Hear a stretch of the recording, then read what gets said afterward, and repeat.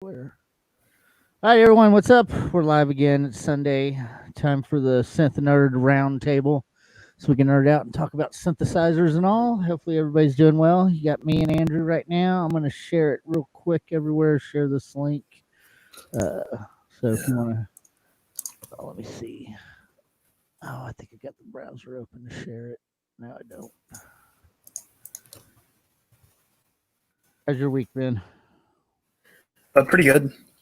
Be uneventful, which is a good thing for me. That is good. I haven't done much this week except for work all the time, and that's about it. Okay, let's see. I've shared the Facebook event, so And cool. I am sharing the YouTube one right now. There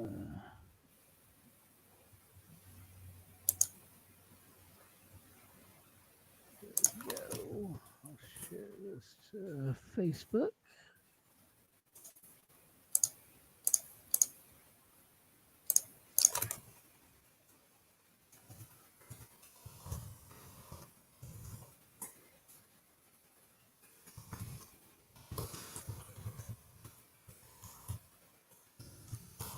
All right. I've shared it too. All right, we're all good. We're streaming on Facebook on yeah, you can find us on Facebook or you can find us on YouTube.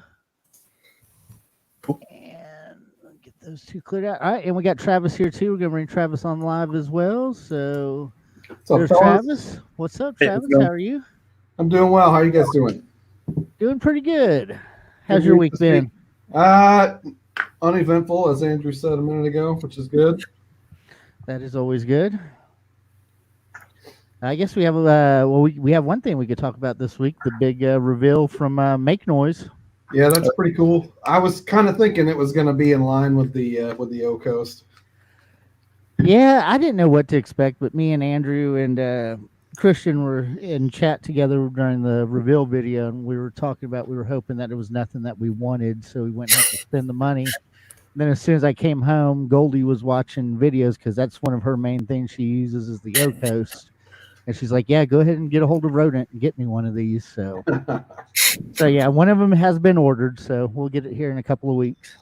That's kind of cool. It's like they put like pressure points and brains kind of in like one little box with maybe some extras. It's been a while for me, but Yeah, it looks super cool.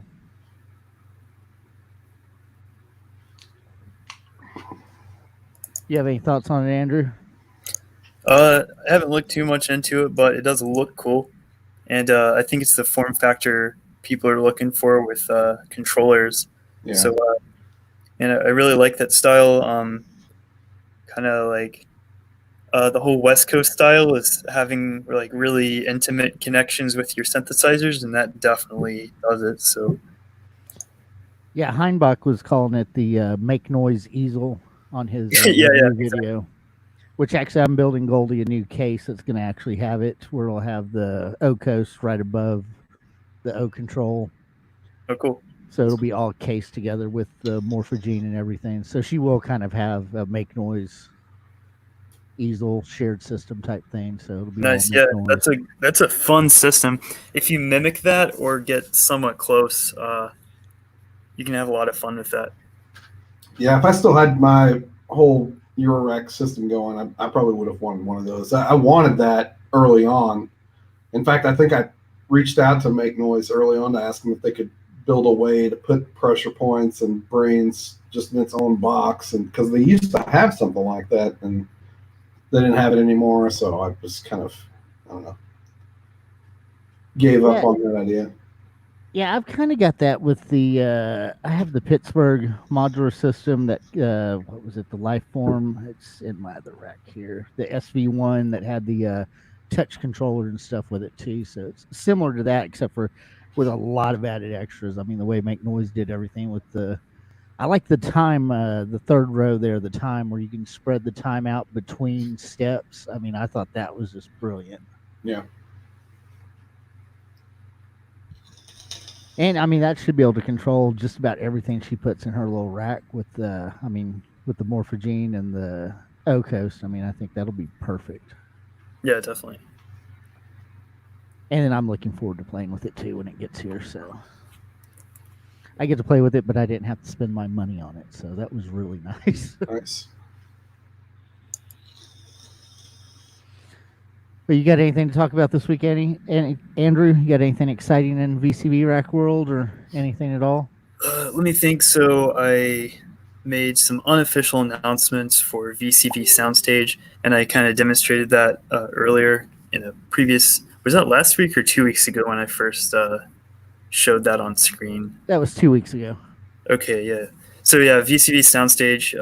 It's pretty close. I'm just kind of waiting on the dust to settle with the testing and video making, but that should be out pretty soon. Other than that, Rack for DAW's development continues. We haven't reached what I would call alpha yet. We're in pre-alpha, which means that we don't have all the functionality there yet. But once the functionality is there, it'll become alpha, and then I'll release the Rack version 2 source code, and then Rack for DAWs to the testers. And then after that point, we'll go through testing in order to get it into a beta. And then once the beta is released, then we have another round of testing, but really short. And everyone should compile their plugins during the beta so that it works with the release version whenever it's released. But yeah, I mean, the plan hasn't really changed.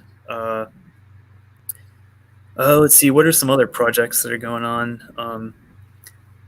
I've still been working with more marketing stuff, which is slowing me down a lot. But I think in the long term, it's good because the more I talk to people about VCV, the less surprised I am about them not knowing any of the features or the new versions or new plugins that come out, because it's more clear to me that I just need to do more marketing.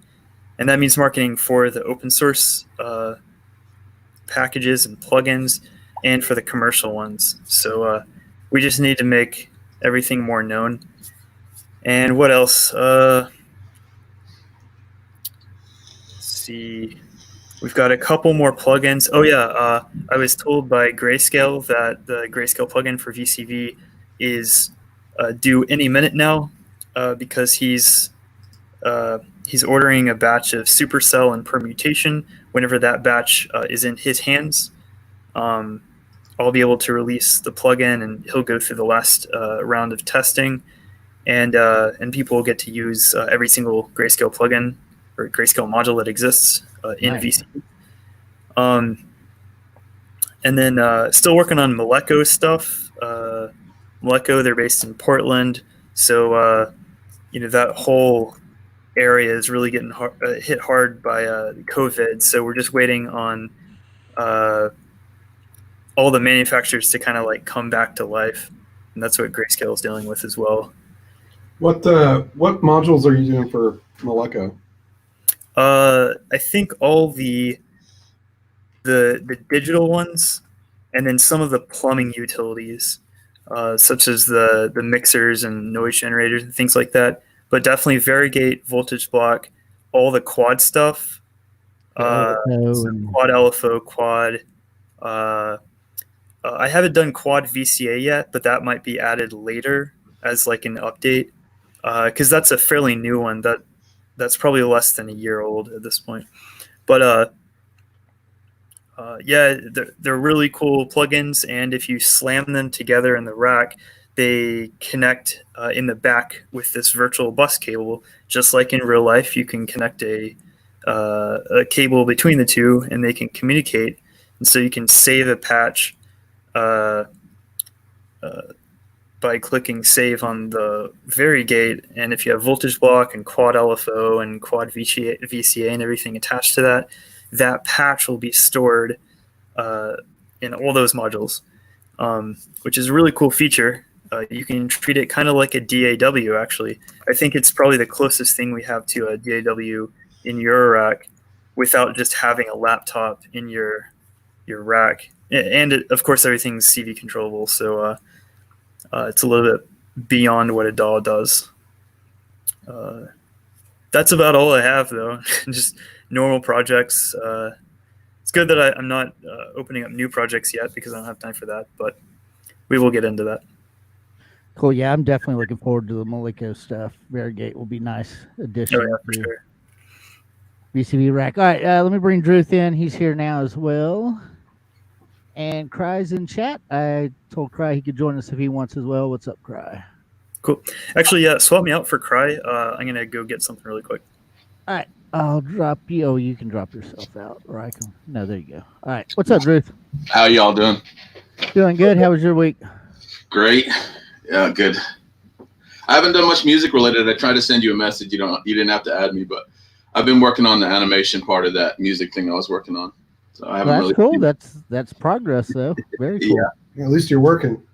Yeah, you want to see some sketches? I only got 2 things. Yeah. 3. This one, let's see if I can do this. It's always hard to do with these things. Oh, here, I can pull you. Let me pull you. Hey, I like that guy. Who's that guy? So these are, so I wrote a beat, and I practiced that rap with you guys last week that I was working on. I've been trying to write lyrics for that to replace the ones I was just imitating. And this is one of the characters that will be in the series. I have an actual puppet like this, so it'll be easy to model after him. And then I have actually a couple puppets. So this is another puppet. You guys already know I'm a proponent of drugs, psychedelic drugs, not all drugs. So that was fun. I actually drew the little duck puppet first, and then I highlighted it all with highlighters. And I thought, oh, that's kind of funny, high and lighters. So yeah, and this is probably the bad guy. I'm calling him. There we go. I'm calling him. So Mephistopheles is the demon. I'm calling him Mephistopheles, M-E-T-H. So that should be fun. He's a weird one, but I think plenty weird and scary looking. And plus, I hope to do like a graffiti style animation for him. So that's all I got. I haven't done any music. I haven't practiced on the VCV rack. I've played a little bit on the Volcas, of course. I can't get away from them things, but not real progress or anything. I actually pulled out the Volca drum this week, and I was playing with it a couple of times this week. That thing sounds so great. I wish I used it more. That sounds so great. But I really haven't done much music this week either. We have a new release that just came out, but we did it a couple of weeks ago with Patrick, Revenge Technician. So there's a split. Yeah, that just came out on Bandcamp this morning. Patrick put that up, but drop that link. Huh? Drop that link. Okay, let me find it real quick.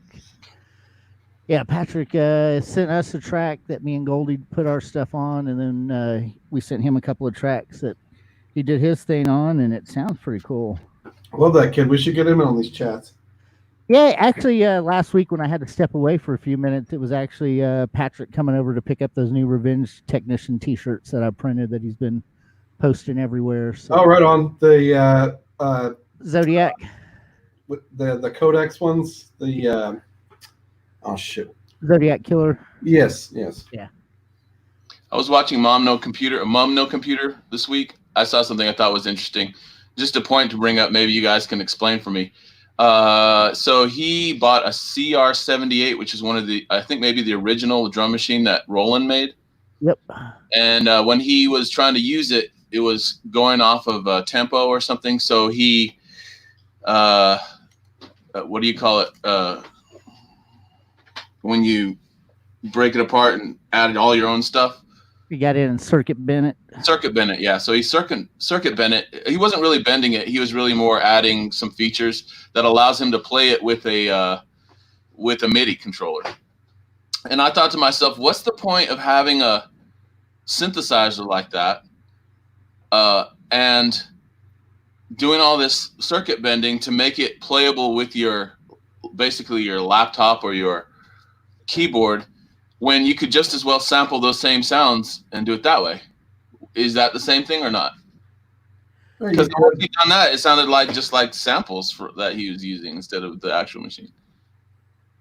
I thought a lot about this week actually for a whole nother thing. I ordered a Raspberry Pi based synthesizer because but then I started thinking about it. It was like I could have just done that or got these sounds and sampled them like you're saying, but I wanted an actual hardware version. I mean, it just comes down to having the hardware or Yeah. whether you want to do stuff in the box or out of the box. And that's what got me thinking about, how I'm very against using a laptop when I play live. Yeah. But at the same time, it's like my setup is a ton of little microcomputers. It's Yeah, like, well, that's true, I yeah. won't all have one computers. really good computer on stage, but I'll have all these little half-ass ones. These old ones. Yeah. So I mean, it's kind of the same thing with him. He could have just sampled those sounds, but yet, Yeah. He got I a feel like very. it sounds different, but I don't know if it's just my prejudice or something.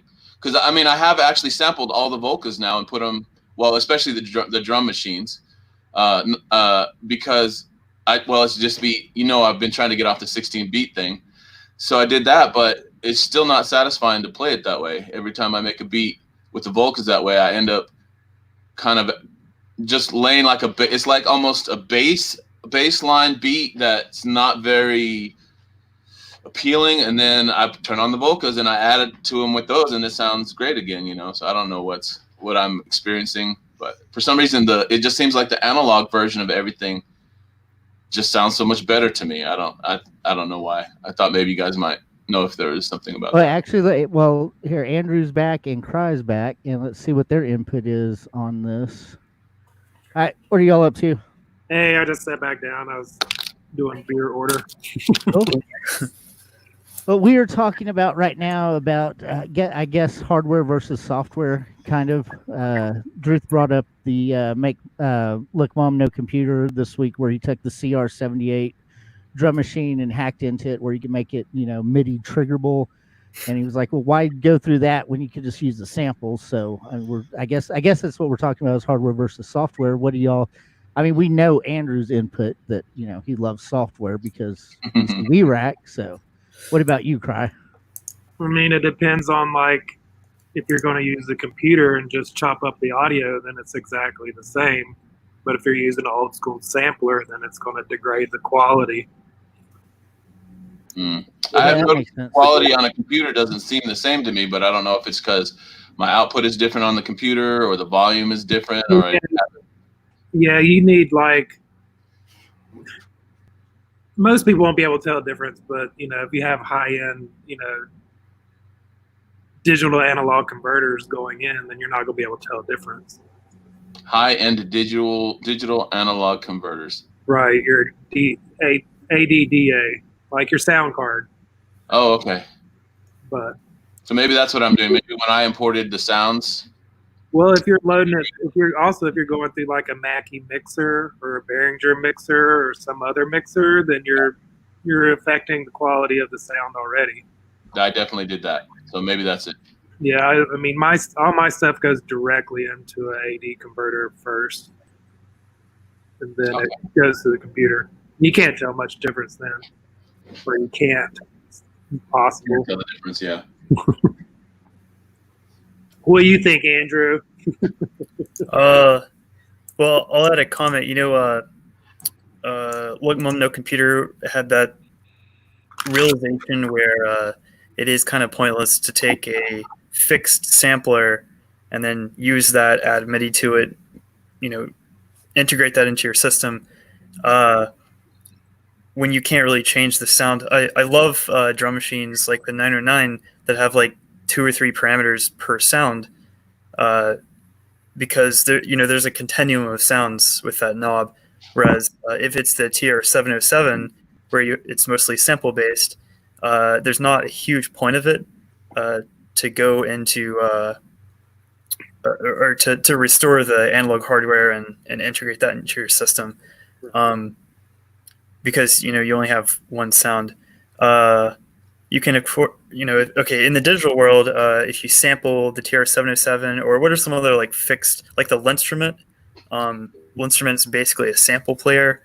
You can emulate all that crunchiness, the lo-fi end of the samplers, or if it's an analog drum machine but it has no knobs on it, you can just sample like several dozen hits, and then you can just play them at random, and you'll get that same variation that you get with analog, maybe by combining the samples. So for drum machines, the reason to appreciate analog drum machines is if you have all these analog parameters, maybe with CV control, if you've got modular drum modules. But yeah, I mean, it's a whole other discussion when you start asking about analog versus digital oscillators, filters, and then when you start talking about DACs and ADCs, we could have, this phone call would be like 8 hours long. Right. We covered everything there, but I didn't see the video. I don't know what he sequenced it with, but like that could be just a workflow thing too. Like, so if you don't want to use Ableton to sequence the drum machine, you want to use something like an electron sequencer, I'll be right back, guys. you know, outside of the box with a little bit more, it's a workflow thing. So if you're more comfortable working with a hardware sequencer to sequence that drum machine than you would be than pointing and clicking and throwing down kick drums, you know, that may be a reason why. Well, Yeah, the CR78 was you weren't able to sequence that, were you? That was all set fixed drum patterns, wasn't it? Yeah, I'm saying, but if you sampled it and dropped the kick drum, Oh, okay, yeah. you know, Yeah, okay, that makes sense. Well, it makes sense too that it is just all pre-built drum patterns. So, I mean, if you do want to sequence anything on the CR78 to get those sounds in hardware, you would have so he to just make- played, yeah. he just played preset patterns. You couldn't even get the. Yeah, I think was it? Am I right about that, Andrew? On the CR78? I'm pretty sure, yeah, it's one of those. It's sort of like the It was a rhythm box. that's how the 606 works as well. The original just had, I don't know how many, but probably like 8 or 16 patterns, and you couldn't deviate from that. You could adjust the volumes, but that's it. Yeah. How did you get into this, Andrew? I mean, did you start off doing synthesizers first and then say, I want a digital synthesizer, or were you a programmer first and thought, I could use this for music? I mean, what was the... Oh, yeah, well, I probably got into synthesis with Propeller Had Reason. It was probably version 3 or something when I first tried it. And that was fun. I mean, they had a lot of cool synthesizers built into that. And then I got into modular probably around 2012 or 11 or something. And basically my entire career is modeling stuff. That's like all I've done my entire life is just like taking Modeling stuff? What stuff? Yeah, it could be like epidemiology, which is a hot topic now. It could be like physics or chemistry or disease or whatever. I just like taking phenomenon that happens and then writing computer software to simulate it. So it's a pretty natural thing.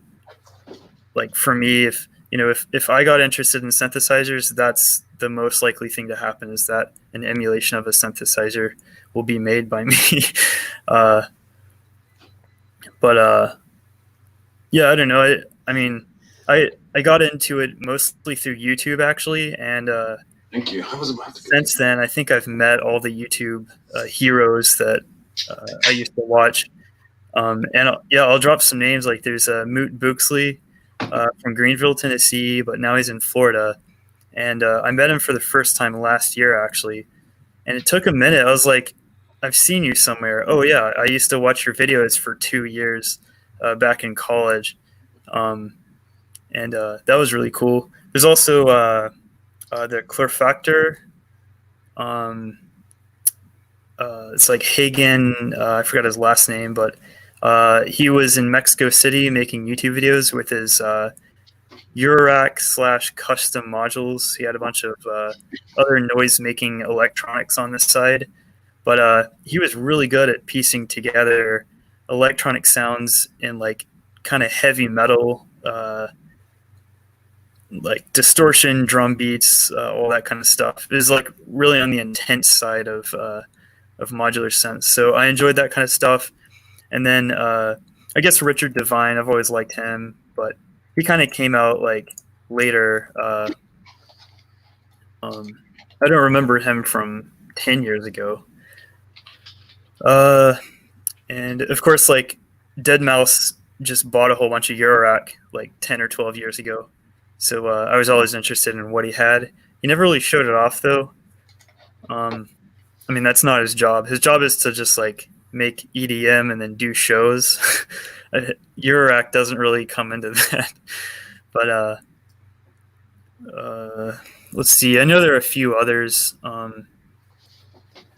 There's some guy that I haven't seen in years. He might still be around, but he did like a modular patch of the week thing on Muff Wiggler, and I've forgotten his name, but I think it was called Modular Patch of the Week on YouTube. And I was always asking him questions like, "Why did you do this? That's kind of strange." And he'd answer it. It's like, "Oh, that's a cool technique," you know. But yeah, that's how everything works. And yep. What's the how do you go about doing something that nobody's ever done before for the first time? Well, I guess maybe there's been other emulators, or had there before you? How did you learn how to do it? You invented it? How to emulate a sound? No, I mean, like this has been done dozens of times. Like Pure Data is really cool. Max MSP, which is super related to Pure Data, and then like you could say Reason is kind of like a modular synthesizer because you can kind of patch CV on the back panel with the previous versions. So yeah, everything has been done before. I was just kind of piecing it together in the Eurorack form instead of like this graph nodal interface like Pure Data or Max. So it's the graphic interface that you kind of sort of, and of course there's like two other products out there right now. Plus, Reason was big inspiration for that because they were based on the 19-inch synthesizers and samplers. So yeah, I mean, it's not even an idea. It's just like who's gonna do it. Yeah. So yeah, definitely ideas are worth less than $1 because people give that to me every day, and I just say like, well, add it to the feature request list, and we'll handle your issue in 2 years or something when I have time. But And then VCV Rack was one of the top 10 software synths. And what was that in this week? I thought it was number 1 on some site. Oh yeah, so you're probably talking about that Attack magazine thing. Yeah, Attack. That's right. I think the author was just kind of bored and was thinking like, oh, let's just Google a bunch of synthesizers. But that was actually it was ordered by Price Ascent. So VCV was first because it's free, and then I think Native Instruments Reactor was like $200 some dollars. So it was at the end. But remember, all those prices kind of like get thrown around a lot. You have like 75% discounts during Black Friday or whatever. So I have no idea what the price of software is anymore. That's one thing we try to do at VCV. We stick everything at exactly $30 and $20. And if you don't have $30 or $20, you better save up because we don't really do discounts. We've taken like $5 off here and there, but I think that actually sort of increases the value of our products because they're already the lowest price that we can offer. We're not going to say it's $240 and then just have like a 90% off deal and sell it for $24. We just put it at the lowest price and everyone gets to enjoy that year round. That's a ramble about the pricing. If you've gotten on the topic, I'll just make my comment. I work for AT&T sort of now, and they have DirecTV. And one of the things I do all day is talk to people who get the half price for the first year. And the second year, they double the price because it's been discounted and they're not expecting that crap. Yep. I fucking hate that model. Oh, yeah, for sure. It really works. I mean, if I want to make $1 million, I should do that. But I have so much work to do right now. I can't think about doing those things. That's bullshit. Like, why not make things for human beings to grow with? Like that's what you're doing. I love that. But I'll be right back. I need to close my door. I got customers. $20. That's not bad. I mean, I definitely think that VCV Rack is probably the most I think it has a bigger user base than most of those other ones that were in the article, I believe. Yeah. I don't know. Andrew could give us a number on that, but I mean, I believe VCV Rack has more users, and I mean, maybe I'm just partial to VCV Rack because I use it, I love it, and Andrew's a good friend of mine, and he made it. So I mean, but It's free, and there's lots of information on how to use it online. So that's oh yeah, I mean, there's the tutorial videos on YouTube for VCV Rack. I mean, that outnumbers everything else, I think, as far as What was the question? synthesizer hardware wise. User base. Who has the bigger user base, your VCV Rack or the competitors? Depends on what you define the competitors as.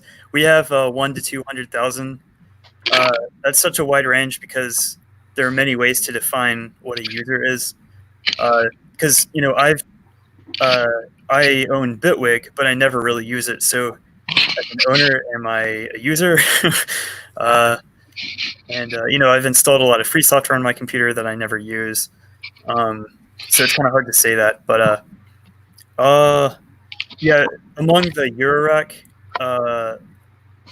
software, we're definitely the most popular.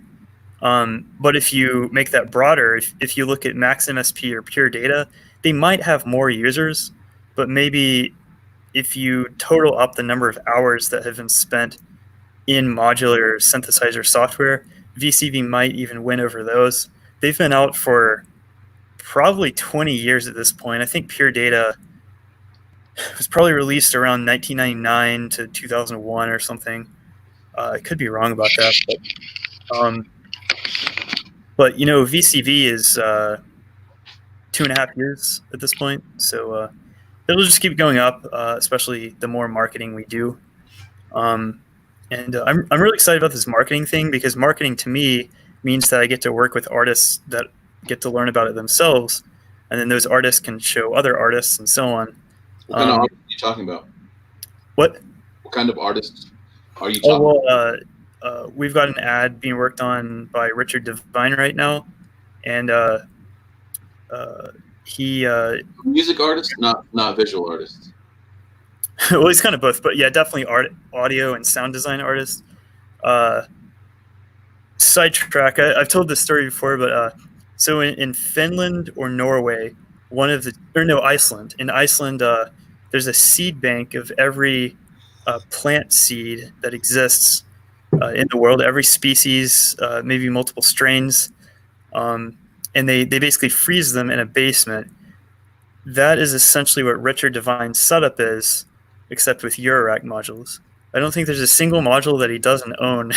So if there's an apocalypse where all the Eurorack modules get destroyed in an EMP blast, and it misses Georgia or something, which is where he's in, then we'll still be able to reproduce the whole modular idea there.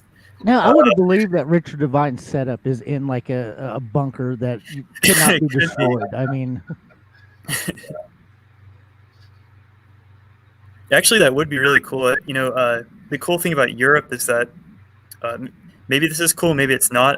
There are a lot of nuclear bunkers because that was the scare America around a century ago. So like, we need to rent out those nuclear bunkers and start having live streams and small like DJ sets in them. I think that'd be really cool. I bet they have great acoustics if you're looking for that cave washed out modular reverb effect. That would be great. But yeah, anyway, to go back to the original question, which I think he's gone because it wasn't Travis that asked that. Yeah, I guess in 2020, I would say that VCV is kind of the hip modular software right now. Maybe there's something better that hasn't been released yet that people will start using in 2025. But that also might be VCV because with marketing comes the whole international crowd. It's not just Americans and Europeans. It's like every country, every language and international like culture or whatever that uses electronic synthesizers to make sound. We want to embrace every possible market, even the market that doesn't know about Eurorack, but might be familiar with modular synthesizers or might be familiar with portable synthesizers or just sound making machines. We basically want to capture all those people and bring them into our software to make their type of music. So it's not just like Eurorack sequenced subtractive voice sound or like rings through clouds, that kind of stuff. People will invent new styles of producing electronic music through modular synthesizers that they couldn't before because they didn't have the 3K investment in order to, you know, like as a DJ, if you're producing music for a crowd of people that just want to like bounce up and down, you can just, you know, spin some records and play with the cutoff filter or whatever. And, you know, you could theoretically get the whole club really interested in your music. So there's not really an incentive for them to go out and spend $3,000 to make their music more modular. But if the barrier of entry is free or very cheap, like $100 or $200, that will allow modular music to make its way into about every electronic genre that exists or non-electronic genre. I love sampling, and I love like taking vintage records from the 70s and 60s for like early disco, synth pop, jazz, stuff like that, and then remixing them in non-linear ways. I think there's going to be a lot of that in the future. I think, you know, something that's lacking right now is a diversity of samplers in VCV. So we'll be focusing on that probably next year, and we'll be able to get like the Roland, Yamaha style samplers into VCV so that you can modulate, you know, the pitch, timbre, whatever of these samples in the same way that you'd modulate just an oscillator. I hate asking a basic question, but I assume there's some way to get samples into VCV Rack. Yeah, there are a few modules that let you do that. Probably my favorite is something called Simpler. Wait, no, that's the Ableton Live sampler. Simpliciter, I think that's what it's called. Or maybe it's... I think it might be a play on that. It's like the Complexiter or something like that. But there's a sampler that Nithsi has. It's like the NYSTHI plugin. That guy has made some really cool samplers. They have some limitations, but they're really fun to play with, and you can actually record to an input. You can you know, input an oscillator sound or whatever, your voice, and then record that, and you can start and stop the gate with random gates. You can seek to different positions, speed it up.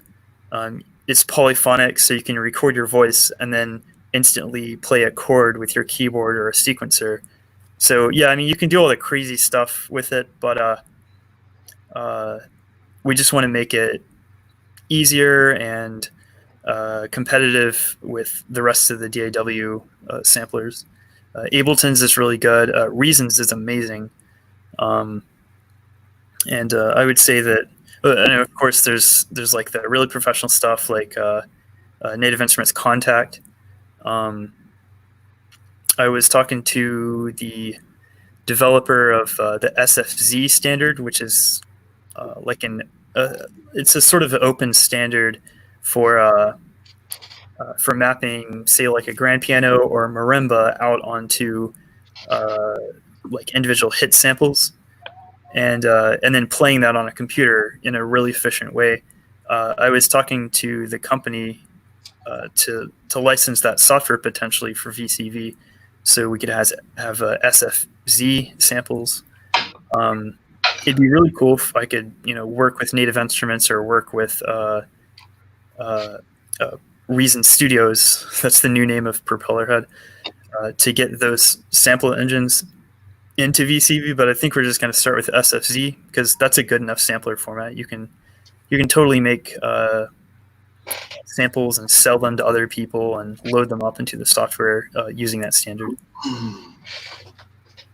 Is VCV Rack going to add any samplers like the Nebula or the Morphogene or anything like that in the future? I have no idea. honestly, I haven't really talked too much to the Make Noise people about like any of their modules. We might do something custom, which is probably what you're getting at. I think Wes of Grayscale has asked about that a few times. Um, one one issue which is easily solvable is that I don't really have the time to write my own original samplers, so we're getting into just hiring other people to do the DSP for that, and that would allow me to just be quality control and pulling the team together, and then for the whole idea to be Wes's, but then the implementation to be someone else's, and that someone gets paid to do work. I save a lot of time, so that's the way to get this stuff done. But yeah, samplers, I think that's going to be the future of Eurorack. Last year, it was maybe 2 years ago, it was wavetables. I'm not going to say those are on like the downhill part, but it's like no one's ever talking about wavetable oscillators anymore, but they were talking about it every single day on Muff Wiggler and everything like 2 years ago. So yeah, there are ads that come out. They were actually talking about wavetables on the live stream that Div Kid and Heinbach and Constantine do, the what's that, single malt Scotch synthesis or whatever. Oh but yeah, they were talking about wavetables the other night, and your name was brought up because they were talking about Wave Edit and how much oh they yeah, love that. I developed that as well. Yeah, they were talking about it, like they couldn't remember who built it, and of course I chimed in chat, gave you a plug. So nice, thanks, man. But yeah, that's great software. I've used it a lot because I have the what's that, the E352, the Cloud Terrarium. So I use that to make my own. Yeah, that's a really cool module. But I am with you. I do think that samplers are going to be the next big thing. I mean, I have several samplers in my rack, just between the Nebula, the Morphogene that Goldie's using, and then I have the Bitbox, which I love. I'd love to see the Bitbox in VCV rack. I think that would be great. But yeah, what brand is that? Is that's Bitbox the 1010 Music? Okay, yeah. I think Grayscale knows them pretty well. I could be wrong about that. But I mean, all their modules are incredible. I want the Bitbox Mach 2 or whatever. I mean, it does so much more. Than they got the new Synth box and then the Toolbox, and they do a lot of stuff, all their modules, but they're big. They're very big modules for me, and everybody knows I don't like big modules, but as I'm looking, I do have a lot of big modules, but that's why I'm out of space. So yeah, wavetables are definitely not going down, at least anytime soon. They're still exponentially growing like everything else, but I think every new concept that's introduced to modular just has this really sharp peak of interest when it first gets released. And the E352 and the E370 weren't the first wavetable synthesizers for Eurorack, but they were probably some of the coolest that ever will be released. The SSP is also pretty cool. I think that's got a lot of similar features on that, but it's like what, $1,200. Yeah.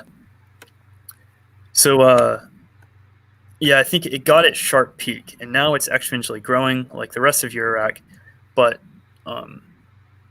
look toward maybe the VST plugin market to try to figure out what's coming up next with the Eurorack market, and what are VSTs good at, combining a lot of technology together in this one easy form factor.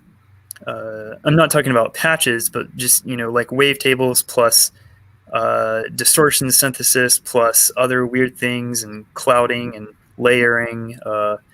Having Eurorack modules that do all these crazy things could be the future of Eurorack, or it could be samplers. There's a lot of cool VST samplers.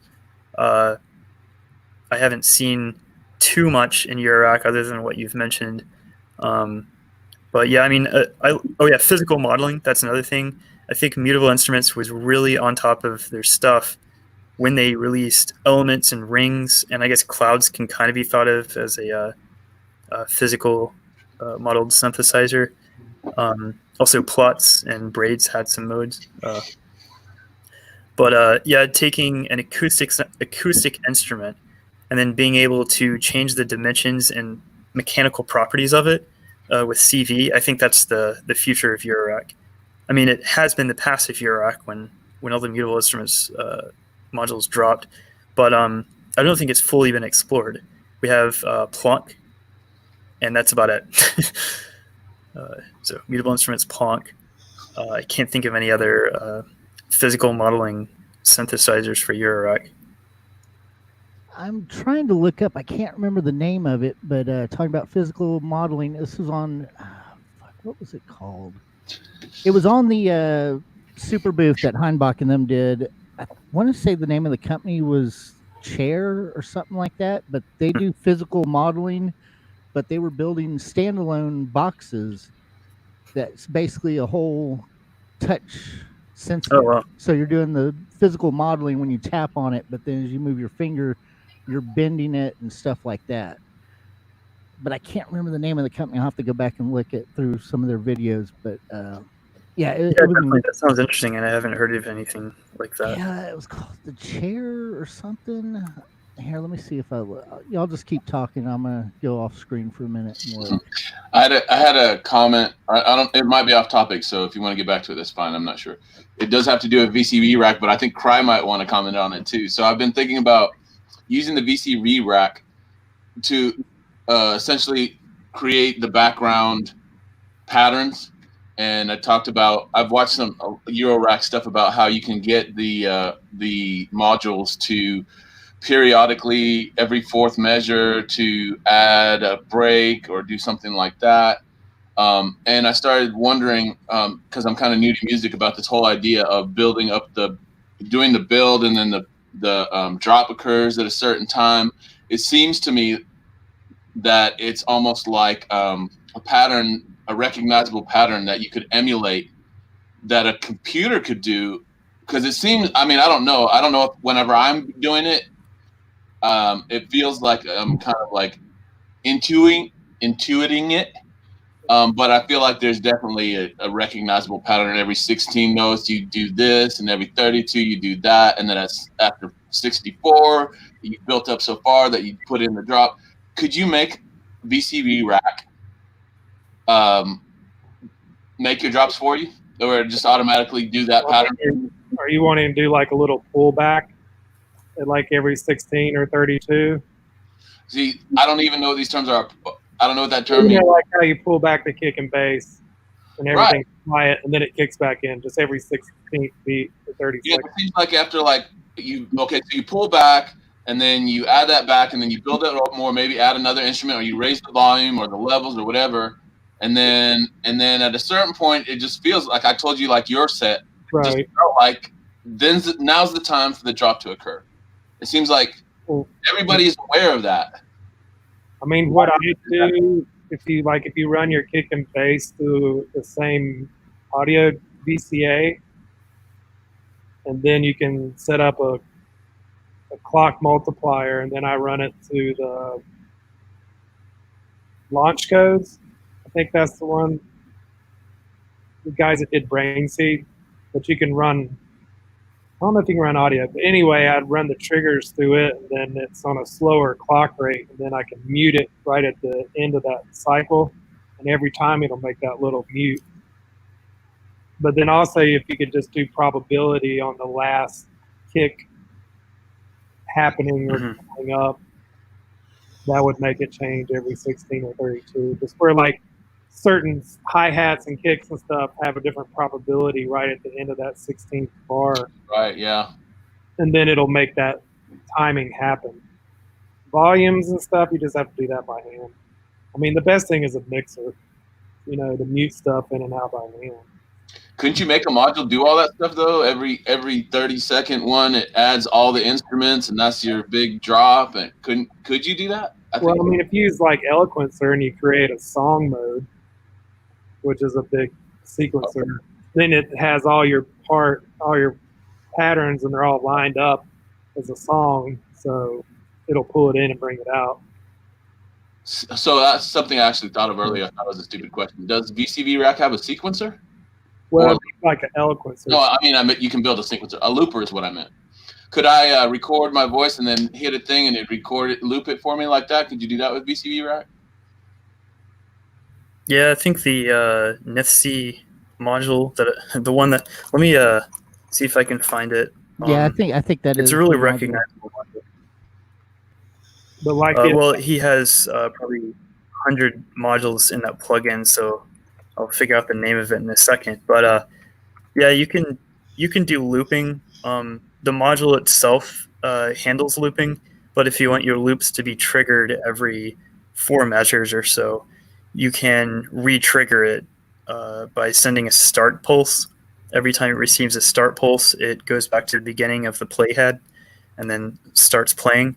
So if you record your voice, you would have record enabled. Excuse me, you'd have record enabled, and then as soon as you're done with that 4-measure sequence, you would have a module that resets the start position, or that re-triggers the start signal gate or whatever, and then disables the record mode so that you can hear the previous recording. So yeah, I mean, you can treat any sampler like a looper. And I almost have the name of the module here. It's a really cool plugin. It's got a lot of variety. There's not really a single design style, but he doesn't have time for that. He's made like 150 modules within this single plugin. So let's see. Oh, wow. And he's made 2 more that I didn't even know existed. Whoops, here it is. He makes the tape loop or tape delay modules too, right? See you next week. I think that's in his package. Not really sure. Well, this module is called Simpliciter. So I posted a link in the private chat, but if you just search for Nicethy Simpliciter, Thank you. you can see that. Sorry. Andrew posted the link for you in the private chat, Druth, for the Thank looper. you. Now I found what I was talking about. Let me see if I can pull it back up. Oh yeah, that's right. Yeah. There you go. It's by Chair Audio, and yeah, basically it's a box with it's kind of like, I guess, a Elements or a Rings type cool. module with those sounds built in, and as you drag your finger across the pad there, it will bend the physical modeling sounds. That looks pretty cool. Yeah. So what sort of modeling synthesizer does it have? I don't remember all that exactly, but chair.audio. Or is it just a MIDI controller? They have a MIDI controller, a Eurorack controller, and then the new one that they're working on that they're going to release this year is a standalone box that actually has the sounds in it. So this one I'm looking at, is this the sound module, or is this just Yes, I think this is the sound module, I believe. Yeah, because it's audio and MIDI. Yeah, so this one has the built-in sounds. And they're thinking it's going to be like 300 euros. That's not bad. What's the name of this website again? Chair.audio. CHAIR.audio. I think they're out of, was it Germany? Where were they out of? No, it is Germany. I was wrong. Yeah. It's a couple of young guys that have been doing this. And yeah, I think it was Super Booth Day 2. If you want to go look that up on the Heinbach YouTube page. He has like a whole 30 minutes with them, and they do an audio demo and everything. And it was a really fascinating piece. I wanted to bring that up whenever we were talking about the Super Booth stuff, but that's one that slipped my mind. So yeah, definitely check that out. And I will actually, here, I'll copy and put the link in the YouTube chat.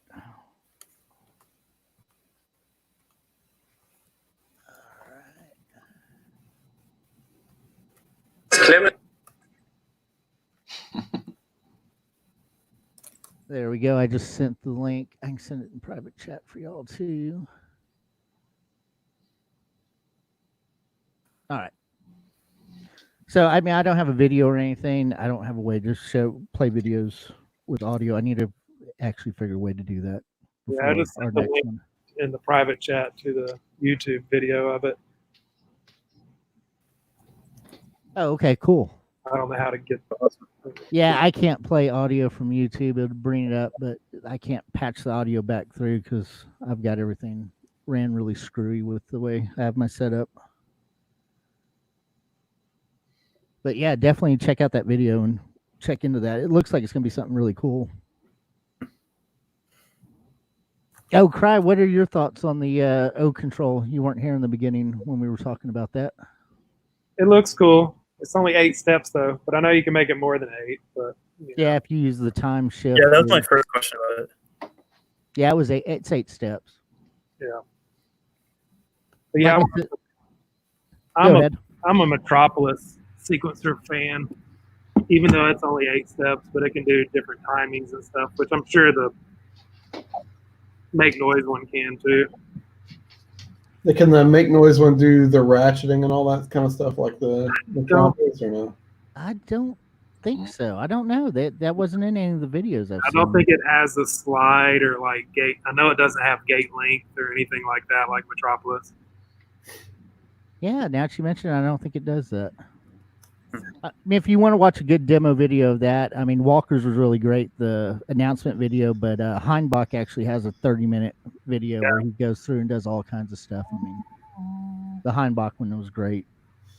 I just put in a private chat link. I'm waiting for this RYK modular to come out.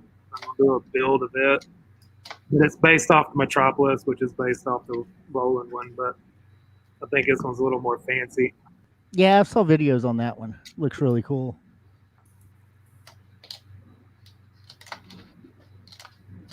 Let's see if I can bring it. Let me try to bring up a video. Let's see if I can. No, it's not gonna let me do that. Yeah, I'm trying to get on the. I think you can do a screen share, and I think audio will come across if you want to try that, Cry. Well, that video I had's only a minute long.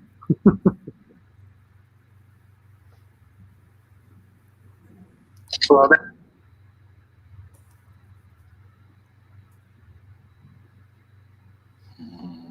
I did order that Zynthian. I don't know if anybody saw that. I put a post about that asking if anybody had one of those, but I ordered one of those the other day, so I'll probably be here in the next week or two. But it's a Raspberry Pi based hardware synth box type thing, MIDI. You know, I'll get the key step to it and stuff. It has like 15 different synth engines and does all kinds of cool stuff. So I'll have a review of that in a couple of weeks, and then I think the Monomi Norns, their DIY version of that's coming in next week. So I was thinking about picking one of those up. Because that the Zynthian, is that a hardware interface that you plop on top of a Raspberry Pi? Yeah. It basically the sound card, and it has 4 encoders and stuff, and touch screen and all that. So. Oh wow, yeah, that's really cool. Yeah, it looks really cool. I watched tons of videos on it, and it looked really cool. Sounds really good. All the videos I watched. Here, I'll get a link for it.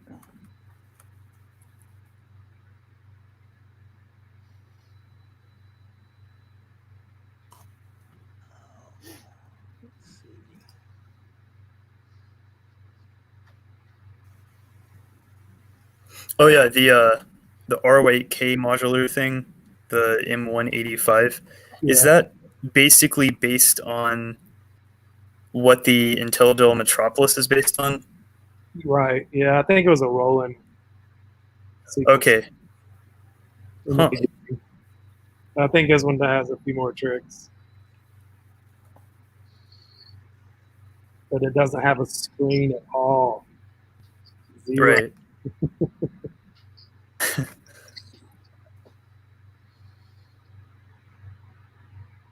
Yeah, that's a cool looking module. It's got control over the shape of each step, or not each step, but of the steps. Right. I have no idea how to read the interface. One thing that my graphic designer and I were discussing was using icons instead of actual text. Even if the text is in French, I have some French modules that still makes a whole lot more sense than icons, like on Winter Modular. Or no, yeah, I think No, it's not Winter Module. It's another sequencer, and the whole thing looks like it's this space alien spaceship or something, which looks cool, but it's not very usable unless you read the manual and you memorize what each icon means, because it's not very apparent. Right. A lot of people say the same thing about Make Noise.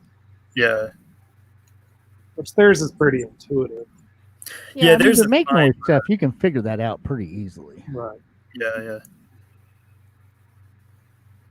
But I think a lot of modular designers use it as they combine the functionality, or they intersect the functionality with the artistic style of the module, and I think that's where the line should be drawn. You should keep the functionality, and then the graphic design sort of goes around it, instead of negatively affects it.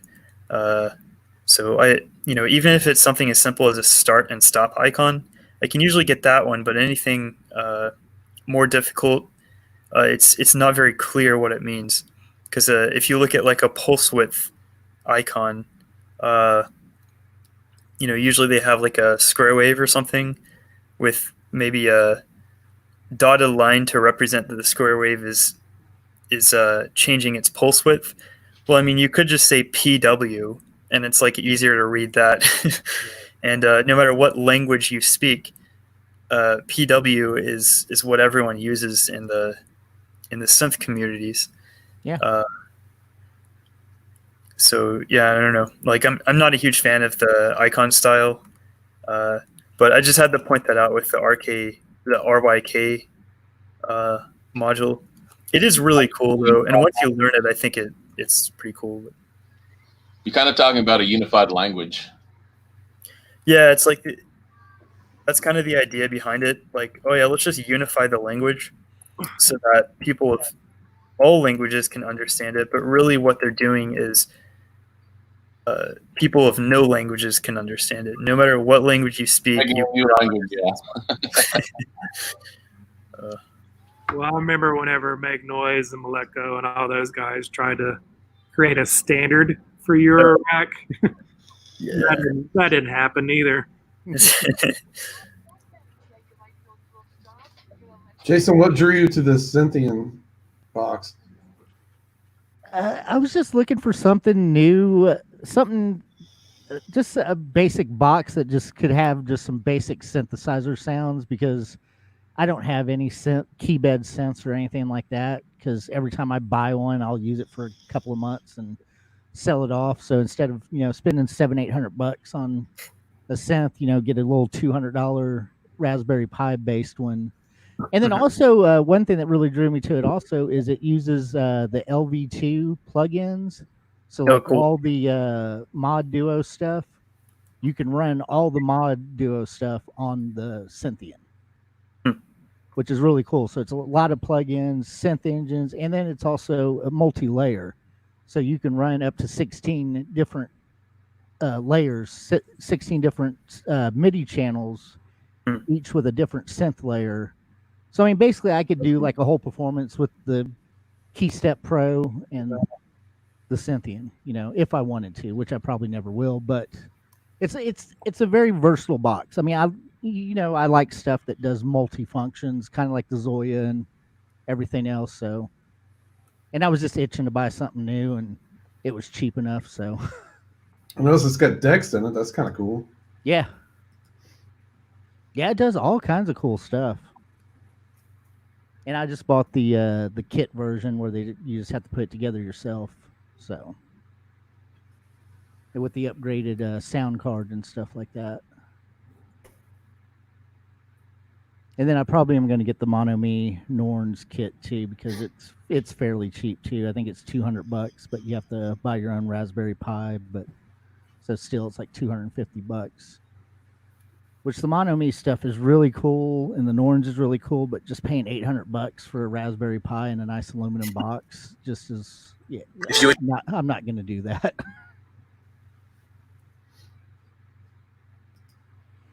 But hopefully that'll be here in the next couple of weeks, and then I can do a little demo of it. Has anybody else got anything new lately? no new gear. I wish Christian was on because I'm sure he's gotten something by now. Oh yeah, I'm sure. Yeah, we haven't talked to him in like 2 months, and I know he's gotten a lot since then. Like he has the SSP. It's all still sitting in a box. Oh yeah, I'm sure it's still sitting in a box though. Oh yeah, okay, that's a good point with him. I went hardcore on that Zoya for like a couple of days, and then I just never pulled the trigger on it. I saw a few on Reverb, and I just kind of got gun shy on it. I mean, it's great. I spent a lot of time this week programming new patches on it too. So, I mean, it's just one thing. I find a bunch of good patches I like, and I just stick with that. But then I spent some time actually making some patches, and Yeah. I think it's well worth the money. I think everybody would be happy with it. But I think if you wait until the Eurorack version comes out, I think you're going to see a lot of the pedal versions hit Reverb. Yeah, I think you might be right about that. Because I think a lot of people are going to buy them for the Eurorack. Which the Eurorack version, it comes in its own case. So, I mean, you can use it as a standalone or rack it either way. Well, see, I'm kind of leaning towards that too because of the 4 CV ins and outs.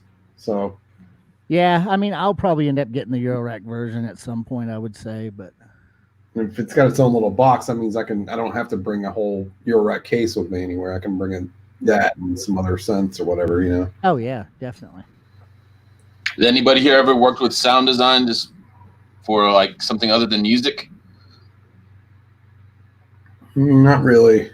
I do some stuff for. I work for Oak Ridge High School, and we do stuff for them, but nothing in great detail. Like we make some. Like my buddy John and I make some like whooshes and beeps and shit here and there for videos, but like nothing that we spend a lot of time on. I've been thinking about sound design and audio, affecting audio for this animation thing too, because obviously there'll be some of that stuff going on. And we've been talking, my wife and I have been talking about voices and how to alter, because I did play around with some kind of voice.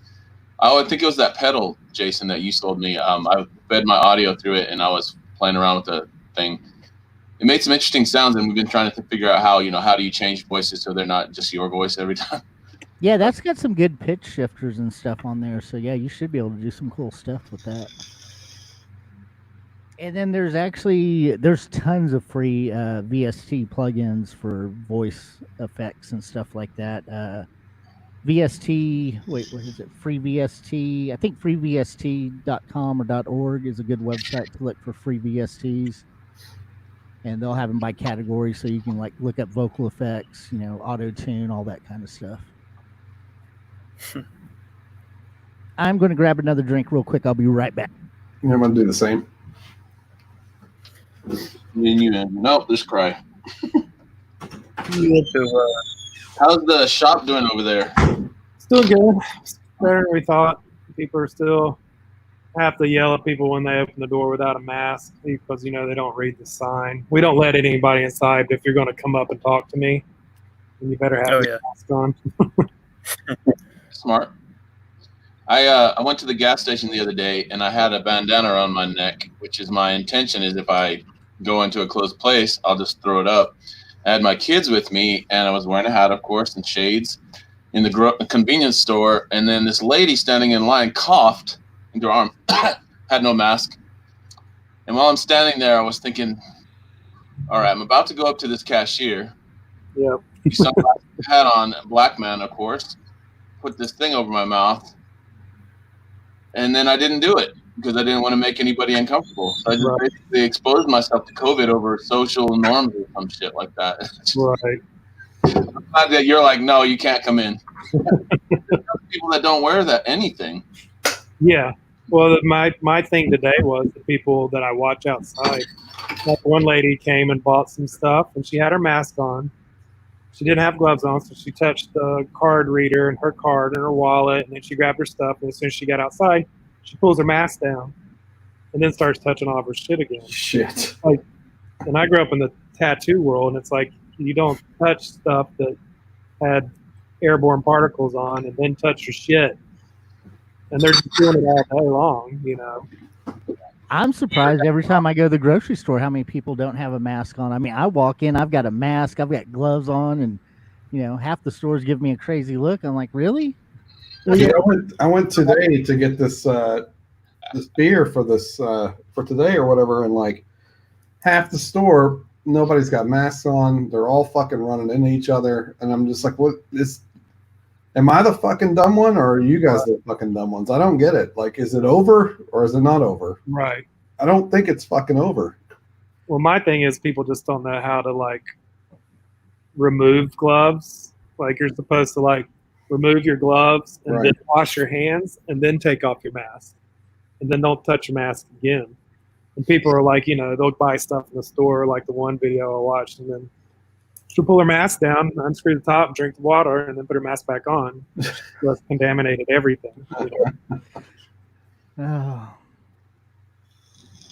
Well, what's going on in Asheville with I saw your post yesterday about things getting shot up and stuff. Oh yeah, the Wings place next door. They had a drive-by at 11:30 in the morning. Damn. Shot through the. There's been some things that have happened there in the past before too, but yeah, it was just weird. It's 11:30 in the morning. There was nobody there. It wasn't open. Nobody was. That's good. Here. So, and then Firestorm got robbed a few days ago, but they don't have an alarm or cameras, and they don't call the cops, so it's pointless. Yeah.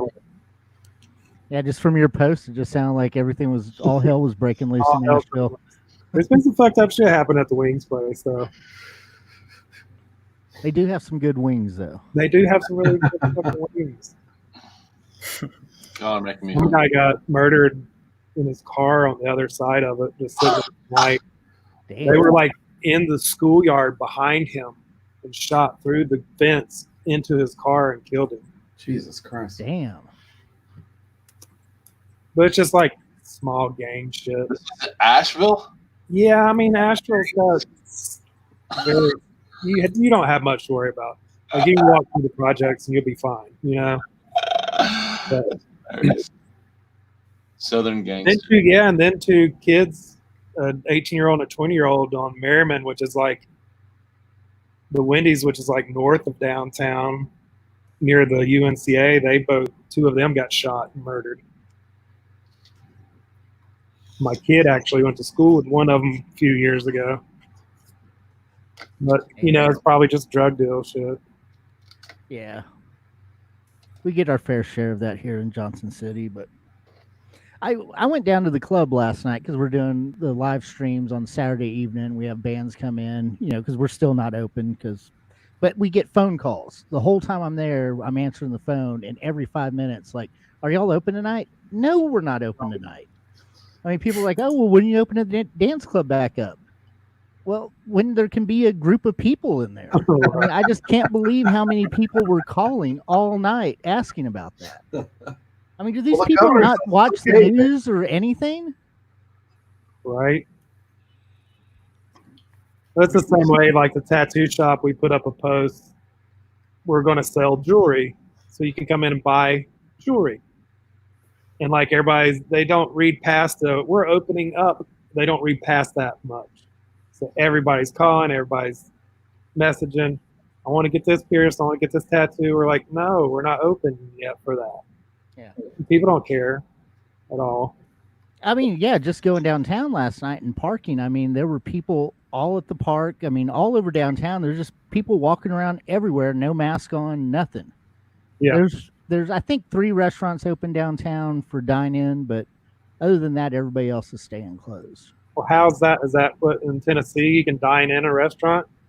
Yeah, that started, I think, Monday. Yeah, they opened up the mall here and a bunch of places as well in Knoxville. I expect most people are going to fucking die pretty soon. Are they? They opened the mall too. Yeah. Did they cut capacity? No, not at the mall. It's just not at the mall, but at a restaurant. Yeah, restaurants are half capacity, and like bar restaurants, you can't have anybody standing at the bar. They have to be seated at a table. Tables have to be so far apart, and all that. So, like, if Capone's opened as a restaurant, I mean, with the way it's set up in there, I mean, we're going to get maybe 3 tables at a time in there, so it's not really worth it to open it up, to staff it, to have the just a few customers at a time. So, but there's other bars downtown that are doing shady shit and Oh yeah. are being packed. It's like, yeah, come in and order a basket of popcorn and just have it sitting on your table, and you can hang out all night and drink. It's like, no, that's not a restaurant. you know. So, I don't know. It's all stupid. You must be talking about Newman's. No, believe it or not, Newman's is still just trying to do to-go orders. I'm not going to mention the bar downtown that's doing it, but popcorn. Newman's. Yeah. Yeah, I mean, but really, I mean, Newman's is a to-go restaurant. I mean, who really eats Newman's anyways? Yeah.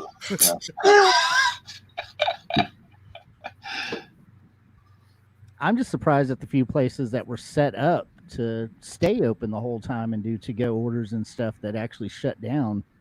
I mean, Mid-City, one, I mean, that's a great example. They were doing, to-go orders and delivery and stuff, and then they just stopped it all.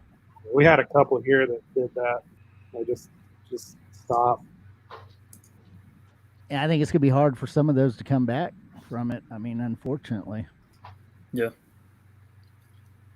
Yeah, I mean, they're just not doing enough business to pay the people they're working. So Yeah. So, I mean, it's hurting all the way around. I mean, the vape shop, I'm still doing enough business to stay alive, but I have a low overhead and I work a lot. So, I mean. I heard a word. I'm sorry. I heard people need their nicotine, so. Scamdemic. Oh, Jesus. Yeah. That was the first time I was like, after I heard that, it put a worm in my ear because I was like, I don't know anybody that has it. It's like, it is very bizarre to see no effects of it. There's nobody dying in the street. There's nothing. There's like just in your mind that it exists at all. Well, I'll put the kibosh on that because I actually know people in New Jersey that have it. Okay. So. I had a friend die last week of it in New York. Holy shit! Really? He was our age, and he's healthy. He was healthy and shit. Yeah, he had it. He got sicker, got better. It came back, and then he died. Well, we have a good friend of ours. I mean, Sean Holtz. I mean, he was in the hospital for like 6-8 weeks over it. I mean, Well, he didn't actually have it. No, they thought he had it before, and then it turned into pneumonia. And and that's what kills people anyway, the pneumonia, right? Yeah. That's what I've heard, yeah. It blocks off your lungs. You can't breathe. Yeah. Crazy. So it is scary. I mean, it's something I definitely don't want to catch, but I mean, I still go to work every day, but I mean, just gotta do common sense stuff. Wear a mask, wear some gloves. I mean, Right. So, but do you not want to get it? And then next year, when the super version of it comes out, after everybody's raised their defenses and been using all this cleaning stuff, and then next year it comes out immune to all that crap, and you've never had it before, you don't have a single antibody in you, you're dying for sure. Yeah, that's something to think about too. Still original. Maybe by then they'll have the what do you call it? Vaccine. Yeah. And stuff. Yeah. Yeah, they're saying at earliest it's going to be next year before there's a vaccine. So, but also they're talking about opening up venues in Tennessee for concerts and stuff as early as mid-June. Yeah, that's ridiculous. That's fucking absurd. We're stupid because the numbers are still rising of people dying. Yeah. Yeah, I mean, I'll be right back. I gotta get the phone. I look at the numbers in Knoxville every day, and they just continue to go up. It's not leveling out or going down. It's just going up every fucking day. So it's not happening here for sure.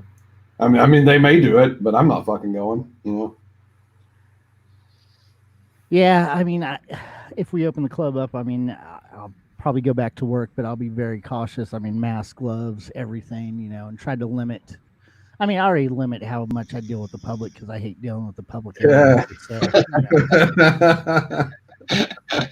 find me a corner to go hide in. Good excuse not to talk to assholes. I mean, usually I see people walking my way to talk to me, and I usually, run off anyway. So it's even this more shit's reason really now. easy for dudes like us, for sure. I'm less of an asshole now. I've got a reason. Whoa, stay back. You want to talk to me? Send me an email. That's one thing that I hate about booking. I mean, I know I book bands, but bands that come to me in the bar. I mean, friends of mine, that's okay. But like bands that I've never heard of or brand new bands and come try to talk to me at the bar and like, oh man, you really need to hear us. But no, just send me an email. So now I'm less of an asshole for doing that. Send me an email. That's gonna be my Capone staff shirt. Send me an email. Send me an email. But I am enjoying doing the live streams from the club. That's good. It's been fun, and the I watched bands get one. in. I think it was 2 weeks ago, where you had. I think there was some guy doing some kind of acoustic guitar stuff. Was it last Saturday or maybe the Saturday before? It might have been the Saturday before, I think. It was pretty good. I watched it for a little while. And then last night we had Dr. Ocular, which is one of our big local jam bands. Yeah, I watched 10 minutes of that. It was really cool. I like Actually, your camera setup. You've got. Do you have like 4 cameras? Because I Yeah. saw like you had 3 split, and then it went to a different scene. we run 4 cameras. What are you Right. switching with? Doing everything through OBS. Oh, cool. George that owns Capone's, and he's my business partner at the vape shop and stuff. I have hardware switcher and all that I was going to use, but he figured out OBS, and he's been doing everything with OBS. And That's cool. every week when I get down there, he shows me a bunch of new stuff it does. I was like, man, I've been using OBS for years just for streaming, but you're doing like switching and fades and graphics. Yeah, it's and, cool. Yeah, it's really cool. That's a great piece of software. It's pretty much funded entirely by really rich streamers because that is the tool they use for making their $100,000. So like on the GitHub for OBS, since it is open source software, a lot of people post feature bounties where they'll say like, okay, I'll give $15,000 to the team or person that can implement like virtual webcams or whatever, and then within weeks that feature will be added and they'll be able to use it. That's That's basically how the software is developed and funded. That's really cool, actually. That is really cool. Oh, you don't have the money. That's right. I was like, you should do that. You gotta have money for that, don't you?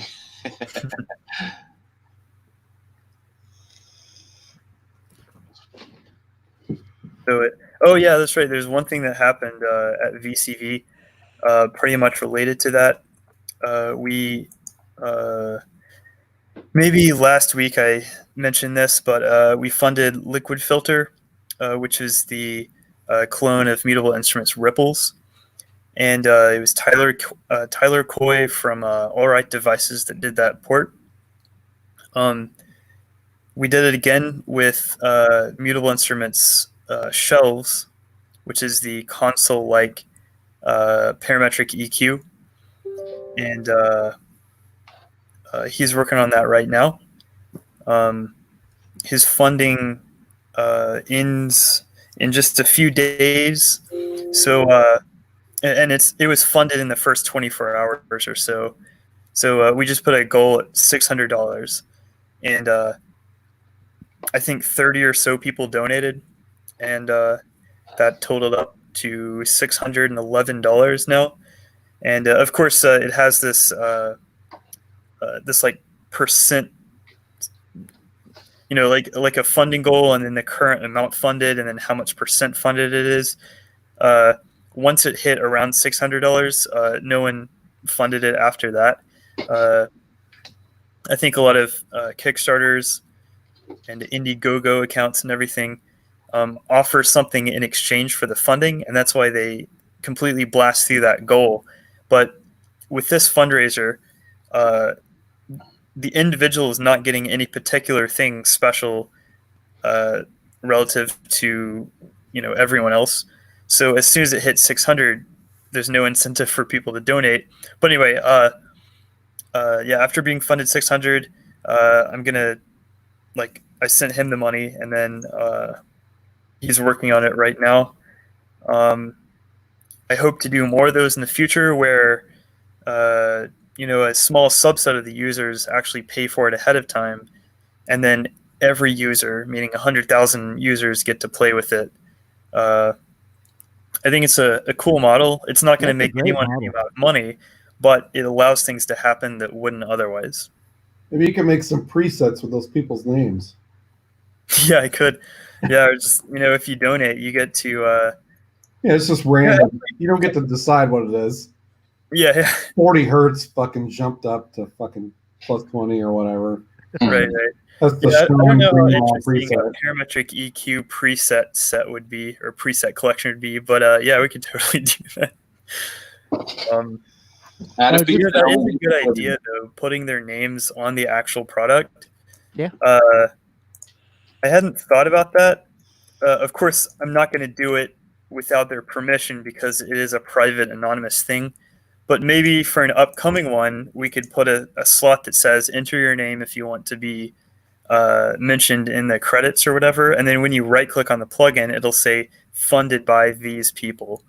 So I don't know. That's a pretty good idea. I haven't heard that from the suggestions thread on that. So, I might bring it up, and it might be a flop idea, but it also might, be an incentive for another couple $100. The purpose is not trying to be funded as much as possible.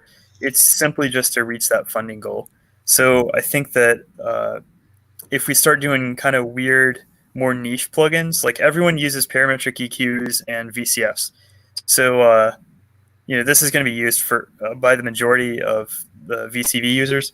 But if there's something like a weird sequencer that only a quarter of the people would even have the time to learn, it might make sense to add more incentives for donating, because $600 is pretty average for like a weekend of someone's time if they're doing like the DSP model of a certain filter or oscillator. And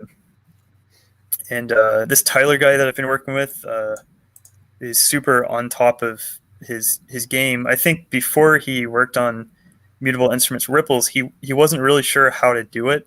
He just said he'll probably be able to do it. And he read like half a book in order to get that done. So he just went through some chapters to understand how to do circuit analysis at the quality that I was requiring. And then once he finished the book, he spent several more hours looking at the circuitry and the schematics, and then writing the software and optimizing the software as well. Not too many like audio programmers know how to take a piece of code that works and then make it like 10 times more efficient. But that's definitely a required step if you want to work with VCV or many other VST companies. So yeah, he was able to do the whole thing. And I basically went through like 2 rounds of quality control. So basically, like the version 3 that he sent me was the final version that everyone's using right now. That's the sort of contracting that I like to work with. Some go different ways, where it takes like literally 50 rounds of review, and at that point, it's just taking more time for me to do it than, taking more time to do the reviews than if I had written the thing myself. But yeah, so as VCV grows, we're gonna grow our network of DSP engineers that have the reputation of doing this. Is Ripples gonna self-oscillate? Does Ripple self-oscillate? Yeah, it does. I mean, for the VCV rack. Yeah, it does. Okay. Yeah, it's very accurate. Like I have Ripples. I snagged that for $70 like 3 years ago, around when it came out. Free Ripples. Oh, no way! That's awesome. I love Ripples. It's the best. Yeah, they're. I really love that idea of using I'm not an expert on filter design and topology, but it looks like so like the Moog oscillator, let's say the four pole transistor ladder filter, obviously that uses transistors. A few companies have used diodes to get around the patent, and then that kind of branched into its own sound. And so, like the dope for basic VCF is a diode-based filter. It's also cheaper, I guess, by just cents. But the idea is with ripples is it uses VCA chips, which are really precise and low noise. Right. And that's why you can get just a perfect response out of that. It basically, like if you turn the resonance up all the way, you're still going to get that low end from the input signal, which is amazing. I haven't seen a filter that does that. But yeah, really smooth, consistent, like resonance levels and frequency response all around, which is really cool.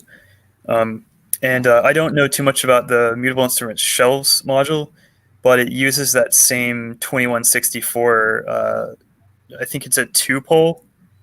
So it has like 4 2-pole filters, and the 2 in the middle, which are bandpass, also have a low pass and high pass output instead of just the shelves on the 2 ends. So you've got like a high shelf, bandpass, and low shelf, and the 2 in the middle have their separate low pass and high pass outputs, so you can actually take your audio and treat them like a VCF. They've also got like a quality knob, which kind of acts as a resonance. So it's the same topology as ripples, but a little bit simplified.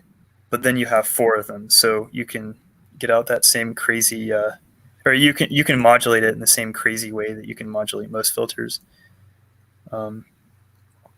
And then apparently it has a really nice distortion on the output, because the thing with parametric filters is or bandpass filters is you can like add like 24 dB of gain really easily and start distorting the internal circuitry of the filter itself. This has a really nice distortion, so I'm interested to see what Tyler does with the distortion model. I know he's not going to just put in like hard clipping and be done with it. He's not that kind of guy. He'll take the entire circuit and then analyze everything from the inputs to the outputs. It's not just like the core filter. I could BS about filters all day, but honestly, I don't really know too much about them.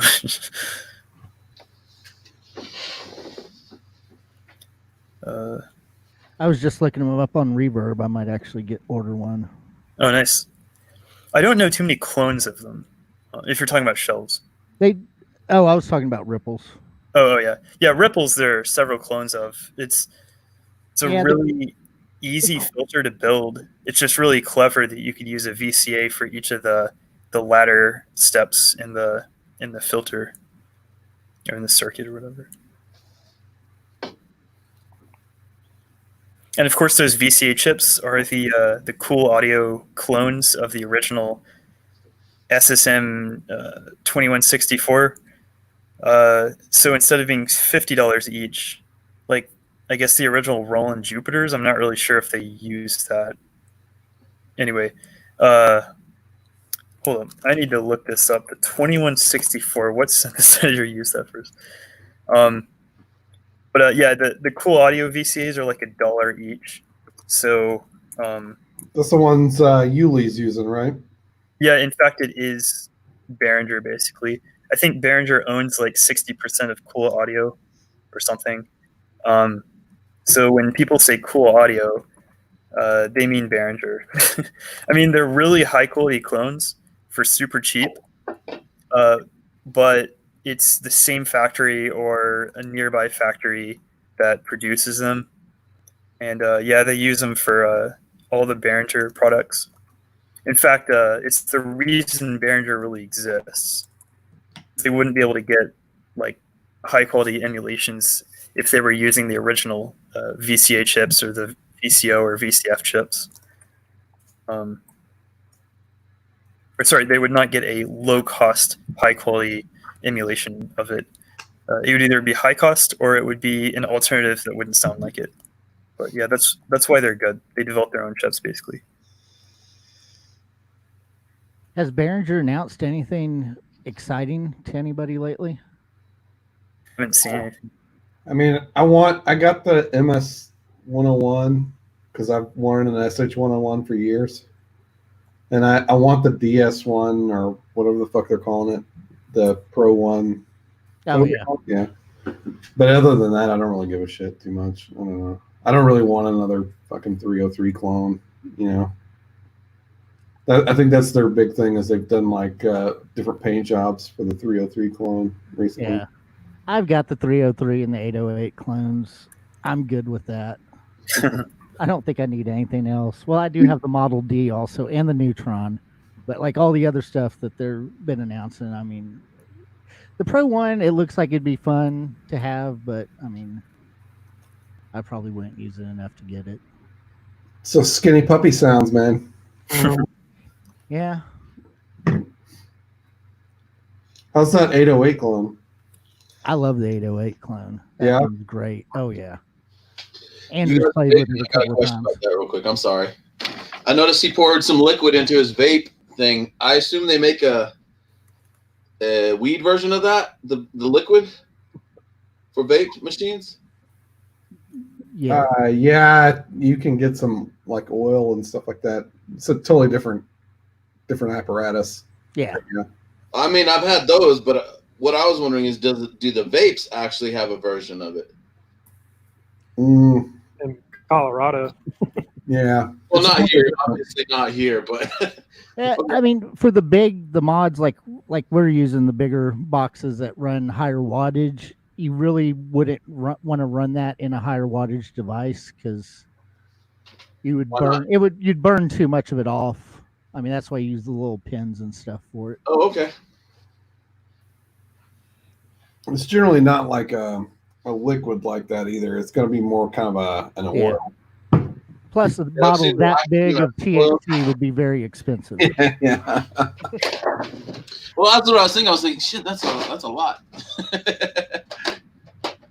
Sorry, I got off topic. I just saw you filling that up. I didn't know how those worked. No, you're good though. But I do vape weed. I just don't do it in that way. Yeah. We've got a. I can't remember. But these are crap. I hate them. No, man. I've got this. What the hell is it called? Hang on a second. I actually have a dry herb vaporizer I use. Yeah, that's what I've got too. I need to get one of those. I've been thinking. I mean, I'm old to be starting smoking, so it's probably not a problem. But I don't really want to get cancer. So. Can you get it from weed? I assume that the smoke isn't good for you. I've seen it out of a pipe before, and it looks terrible. The PAX is what we have, and that thing is awesome. Check it out. I don't remember which one I have. I don't know where mine is. I've got one of the cheap ones. We sell cheap. We sell several versions at the shop. Everything from like a $20 one up to like $150 dry herb. Do you sell those? Yeah. All right, I'll come by sometime. Check it out. Yeah, definitely come by. That's the way to go, man. And then you can take the leftovers and use those again for other shit. You can put them in butter or whatever the fuck you want to do with it. Yeah. It's not wasting. Nice. I figured that some of it got left behind in the actual product, but you can use it for something else then. Yep. That's awesome. There was something else I was going to talk about, and I can't remember. Oh, when Andrew was talking about the funding project for the ripples and shelves and stuff that they were doing, we were talking about like GoFundMe and Kickstarter and stuff like that. Since this whole lockdown thing, and I haven't been going out shopping or going to thrift stores or all that, I've been addicted to Kickstarters lately. So I've had to actually remove the Kickstarter app from my phone because of how many Kickstarters I have bought lately. But there'll be a lot of stuff coming in over the next 6 months that I can do reviews for. That's cool though, man. You're helping other people's projects too in the process though. Yeah. I got the new I did the Kickstarter for the new Critter and Guitari their video synth. Oh, that sounds cool. Yeah, it was actually pretty cheap. I think it was like $250. So I mean, it wasn't bad to get a full video synth because their XTC is like $600 or whatever it is. What's a video synth? Video synthesis is basically you're using the sounds of oscillators and stuff like that to control video patterns and stuff. Okay, cool. Yeah. And then, It's a rabbit hole that's too expensive It for really is, man. everyone. yeah, that's why when I saw that it was $250 for that, and I mean I love their stuff because I got the organelle that they make, and $250 for a video synth, that was a good Yeah, deal. totally. What's the big modular company that does the video stuff? Is it KYX or something like that, or LZX. what is it? LBX? LZX. LZX, yeah. They make a ton of shit, and I Oh yeah. man, I was so ready to go down that. And Christian has some of that sitting in a box. No shit. Wait, really? Yeah, he bought the Vidiot like a Nice. year Oh, ago, cool. I guess, but he hasn't even taken it out of the box last time I talked to him. Yeah, I had it and I sold it. Now it's a bad move. Yeah, because you can't get those anymore. They don't. Can't get them anymore. They went up in price, and I got the erogenous tones by Structure. The Structure That erogenous. was really cool. Yeah, but you have to program it, and I don't like programming. So Just download some OpenGL patches. Yeah. Or GLSL it's a patches. great random button. Yeah, and that new one from Critter Guitari, it actually uses OpenGL 2 on it. So Okay. it's actually an upgrade from their XTC or whatever it was.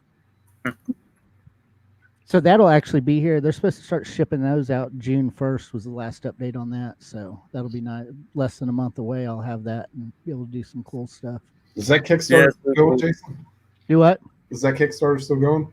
No, it ended last month, I think. Oh, damn. And I don't know what the retail is going to be on it, but if you hit their website, they might actually have a pre-order for them too.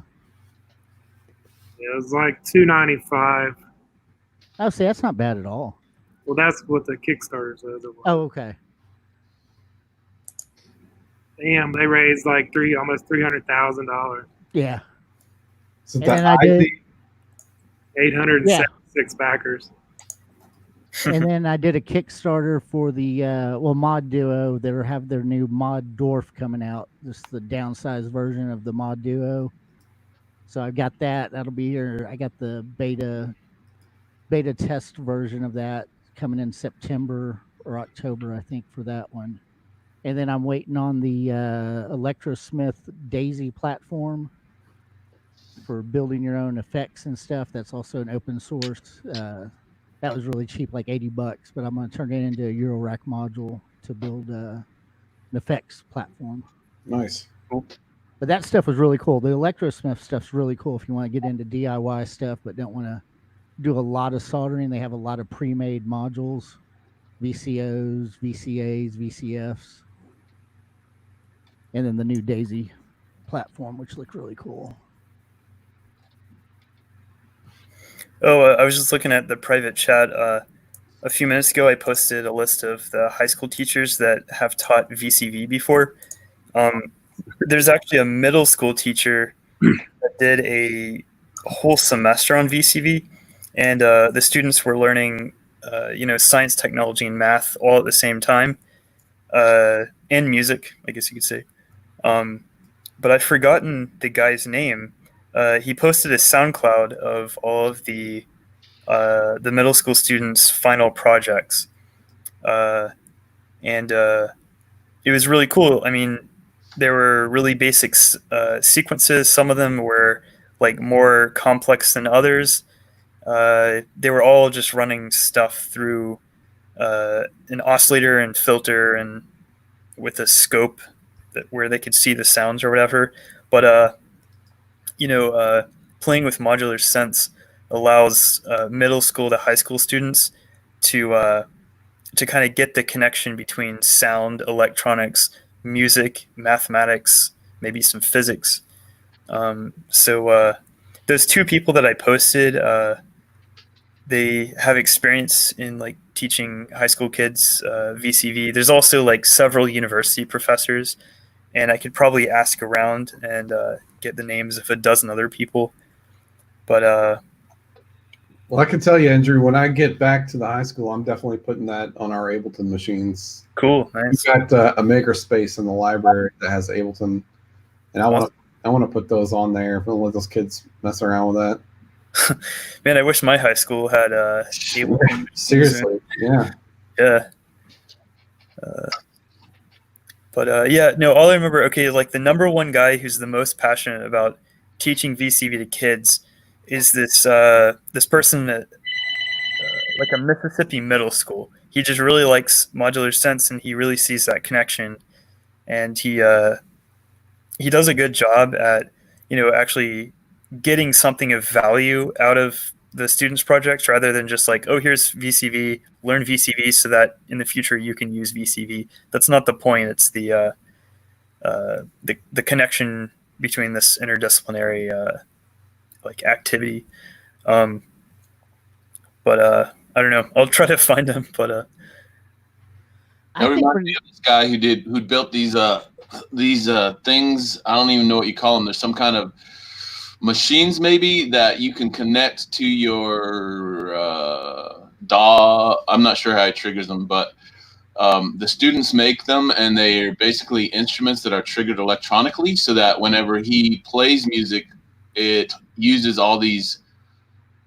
It triggers these bells and clickers and stuff that the kids make. So he has this project to make them, to build them, but then he incorporates them into the music so they get to participate in the actual production of music with what they made. So they're making like mechanical boxes that are triggered? Yeah, some kind of mechanical boxes that have hammers or that knock on wood. And then when you play like electronic music with that, you create an analog sound electronically, so it's pretty cool. Yeah, there were some little MIDI trigger things that came out a few years ago that were sort of like that. There was little like hammers that you could like set up on drums and stuff that would play. Some of those they did all kinds of like MIDI signals and stuff. Yeah, servo motors and stuff just being triggered. Yeah, I was actually going to do that. I was actually going to build some boxes like that to have triggered from the Euro rack and stuff, which is very simple to do, but just never got around to doing it. This is probably all you guys probably know this dude, but have you guys heard of Arthur and Punisher? Oh yeah. I haven't. The truth, check that guy out, man, because you'll like that shit. It's Punisher. Yeah, when I saw him live at the Hideaway a couple of years ago, God, that was probably about 4 or 5 years ago now. But I mean, that was an incredible show to see, and he builds all of his own triggers and stuff. But yeah, his are you talking about really that? Cool. What's the name again? Author and Punisher. Like a writer and a superhero. Yeah. Yeah, he's on. Oh God, what record label is he on? He's on Phil from Pantera's label, I think, as he releases his stuff. He's always on tour with them and the metal band. Stuff on Relapse, maybe. Yeah, Relapse. Yeah, he's on Relapse now. The last album was, I think.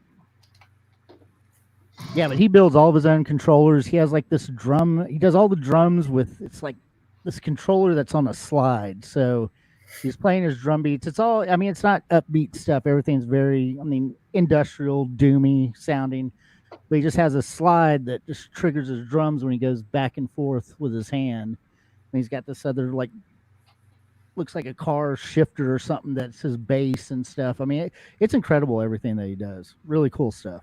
So what's the robot metal band that played at Hideaway last year? That is Captured by Robots. Oh, wow. I didn't know those guys played up there. That's awesome. Yeah, he plays here about every time he tours. He stops through here. But That's cool. he's on a whole nother level of what he does. Is building the robots and then triggering. He does what you were talking about. He's sending MIDI pulses to servos that actually will hit the guitar strings. And he's on a whole nother level. That guy is, it's incredible. And I don't know if he did this at Hideaway, but for some venues he has fire. So there's fire all over this. You can't go wrong with fire. I've known that guy for years because back in the day in the big 90s ska where everybody was in a ska band, he was actually the bass player of Skankin' Pickle. So cool. I would run sound for him whenever they would come through Dallas back in the day. And I ran into him a few years back at Hideaway, one of the first times I saw him at Hideaway. And he's a whole nother level, definitely. Because it's all hydraulics and all that. And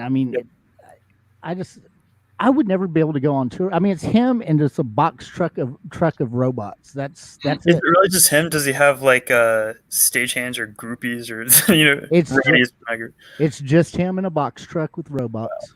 Yeah. That's crazy. Do you The guys first- have any recommendations for shows coming up? What? There are no shows. There are no shows coming up. Nobody this year that you're looking forward to seeing? So Have you got any you're right. live streams? I keep thinking it's gonna be like 2-3 months or I keep thinking it's gonna be like a month or less that will be done, but we don't know really, do we? I don't even know if schools are going to open next semester. Yeah, it's not looking like schools are even going to be open, man. What if this is just the way it is from now on? They were talking about. I heard something on NPR the other day. Paid, I'm all right. Sorry. They were talking about universities, how students aren't enrolling for the next semester. That nobody, Good. they just don't want to do the online classes because they're missing the whole college experience, and how it was going to hurt a lot of universities and stuff. Plus, you can learn all that shit online, so save your money, kids. I don't know. People learn differently, I think. I don't know. I learn better when I'm actually like in a classroom setting, like interacting. I like online. I don't think would be for me, but some people can do it just fine. Yeah. Oh, my daughters both love. I mean, my youngest daughter, she's gonna.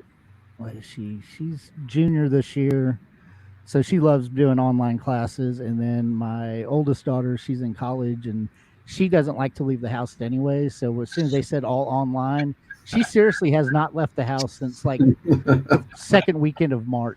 Right. Yeah. That's my wife. She's like, I can't tell the difference. This is just the way it's always been for me. She works from home. I mean, honestly, nothing really changes for me. I go to work at the vape shop. I come home, and I'm home until I got to go to the club on the weekends. I mean, that's the only thing that I haven't been doing. The club, yeah.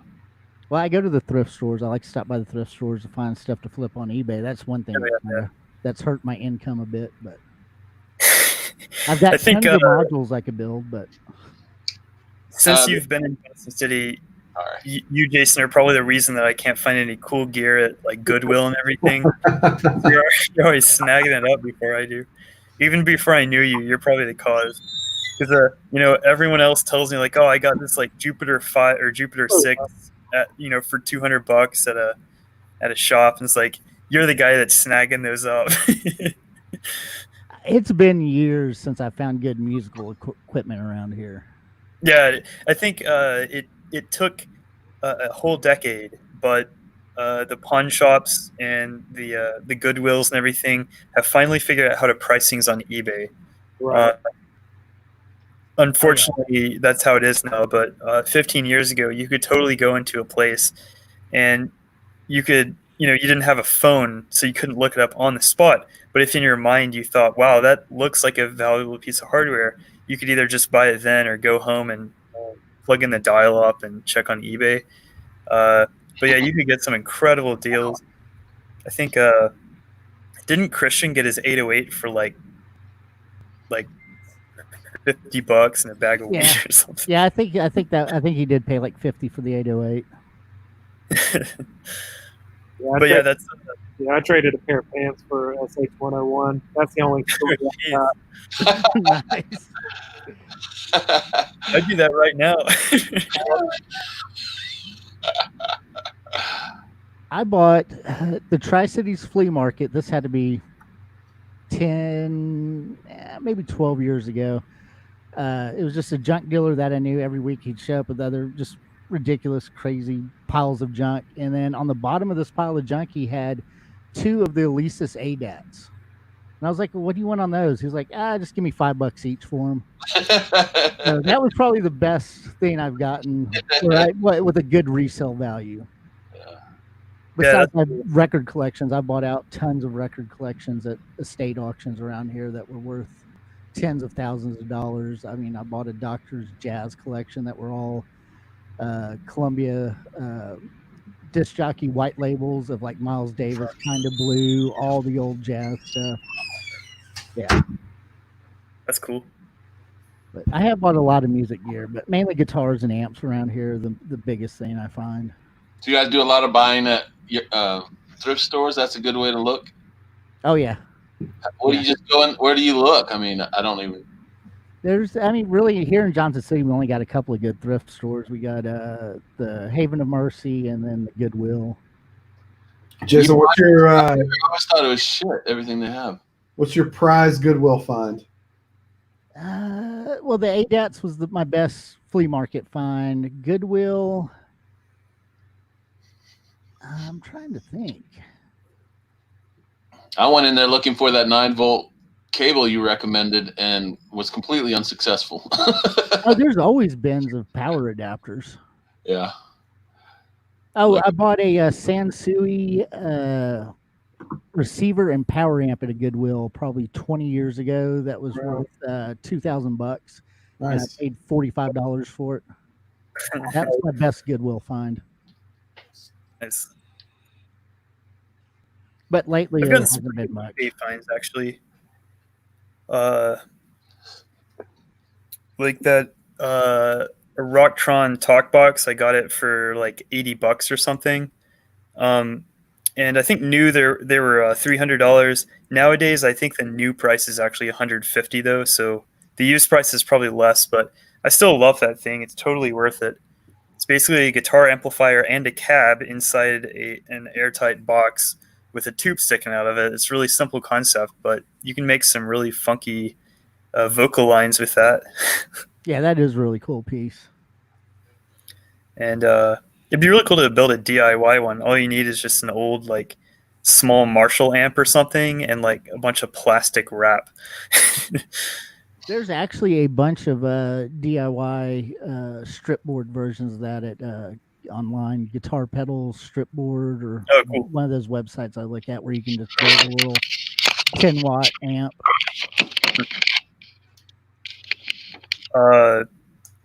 What's it called? I think it's called Analog Devices. They had a drum machine called Europa. I bought one for $500. I didn't like it, and then sold it back on eBay for $800. Oh, And of course, like the eBay fees and the shipping, you lose a little bit with that. But honestly, it's probably like $75 cut, so I made like 200 some. But I would not recommend the Europa. It used to be really popular back in like 2005 or something because it was basically a MIDI controller for their other drum machines. It was not a drum machine itself; it was just a MIDI controller for that. Laid out a bit like the 909. at that price? Yeah, I mean, this is it was a solid chunk of metal.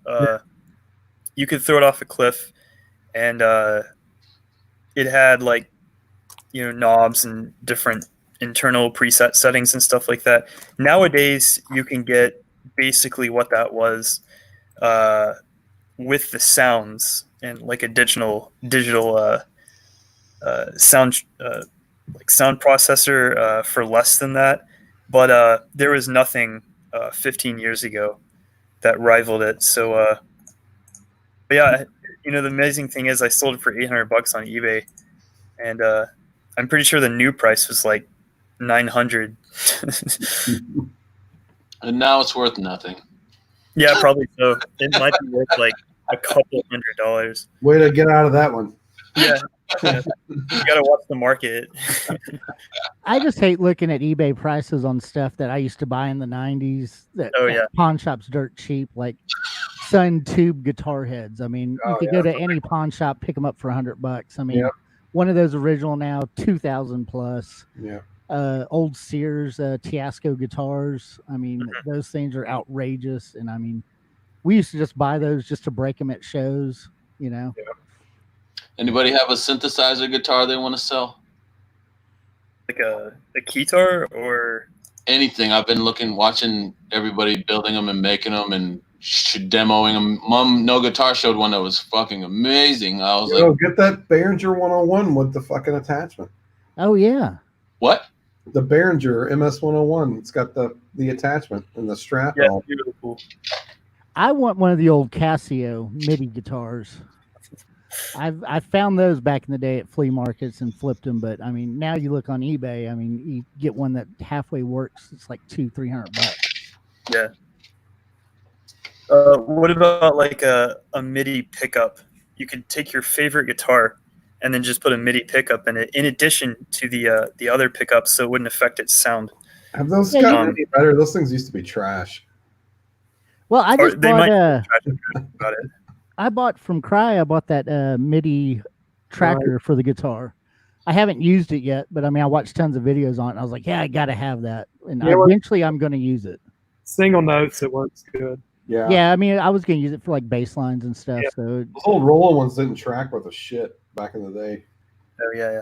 No, bass would be really cool because I can play the bass slightly less than I can play a keyboard, so it's kind of pointless at this point. But I really learned how to use my left hand to do like funky bass lines recently, and it now surpasses my bass ability. So there's no purpose of a bass to MIDI for me, but that'd be really cool during a show. You could play basically a mini Moog sound with your bass, plus you'd have vibrato.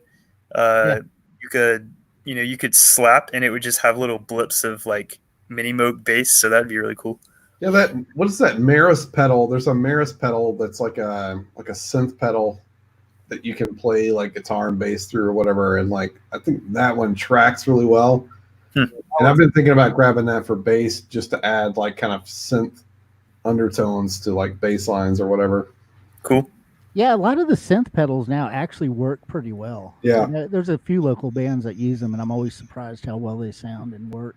That pedal you told me has an organ. I don't know what those are called, patches, and when you play the guitar through that, it has a very synth-like quality, but the control of it is kind of all over the place. I don't know. It's good for a single note. You can't play chords, but if you just hold a single note, it'll actually sound pretty good. I mean, that's one of the older Zoom pedals, but it still has pretty good response too and tracking on it. Yeah. Maris Enzo, that's the one I'm thinking of. The ENZO. Yeah. I like a lot of the Maris stuff. Yeah, I'm kind of been looking at their reverb and delay pedals recently. The Mercury 7 and I can't remember the name of it. There's a few on patch stores. A few people have patches for the Zoya that are based on those. Oh, really? Yeah. That's cool. I've got one that's based on what's the glitchy pedal? Autobid or whatever. Yeah. Yeah. I got a patch that's based on that, and it's really similar. Hey Jason, do you remember that picture I sent on the Facebook chat where some guy put all of his guitar pedals on his guitar, like glued it or something? Oh yeah. Why has no one ever thought of that? There must be a reason that that's a bad idea, but I thought that was really cool. You could tweak all the knobs and pound all the switches with your fist to turn them on. There's actually a guy I follow on Instagram that does that from like Norway or something. God, what is his name? But he's always doing like this crazy stuff and just gluing pedals to these guitars he's building. Jackson or Dean or somebody made one that had a chord chaos pad like embedded in it. Oh yeah, that's right. Like I remember that. Carved it out and stuck it in there. Yeah, it just had an opening where you could slide your chaos pad right into it. Yeah, I remember that one. Yeah, I can't remember who made that, but that was a funny. I want to say it was Dean. I saw one at Guitar Center, and the guitar itself just looked like shit. But, I think you were paying for the chaos pad, really. Like, it wasn't really expensive at all. I think it was like probably $300-400 tops.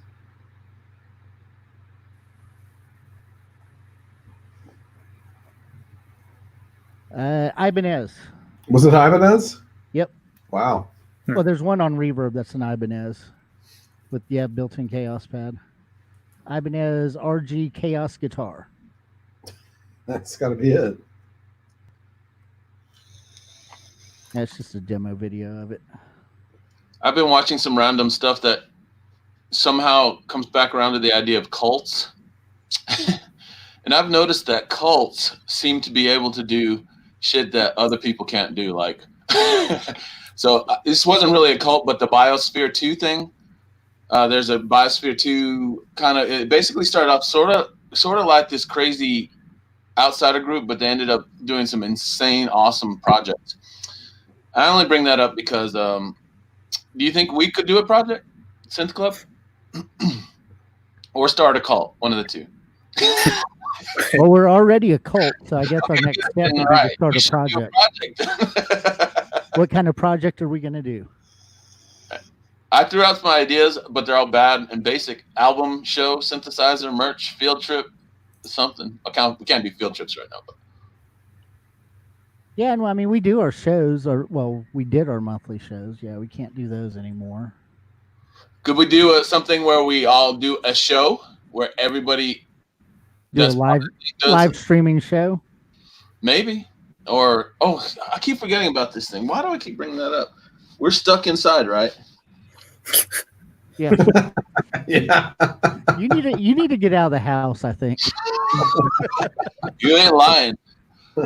Oh, man. And I don't listen to the news or anything because it's depressing. So it's just like I'm sitting here at the house all the time working, and that's it. Hey, but doing an album, that actually is a good idea. We should actually think about doing that and having everybody that shows up, that used to show up to the Synth Club, everybody submit tracks, and let's release an album here in the next couple of months of tracks. Does everybody have Ableton? I have it in the studio. Yeah, I don't do Ableton. Okay. I try it once a year. Gotta kind of like, if we all had the same shit, we could all just share shit back and forth. But yeah, usually stems is the best way to do that.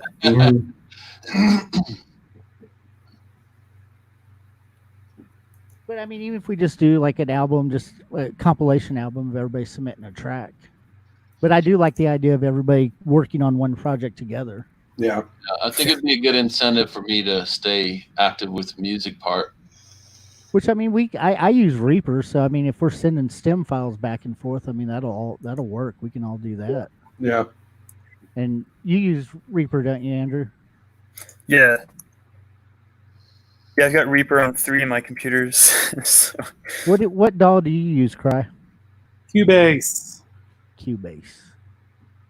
That's the one that I don't have. I think I have every DAW except for Cubase and Pro Tools right now.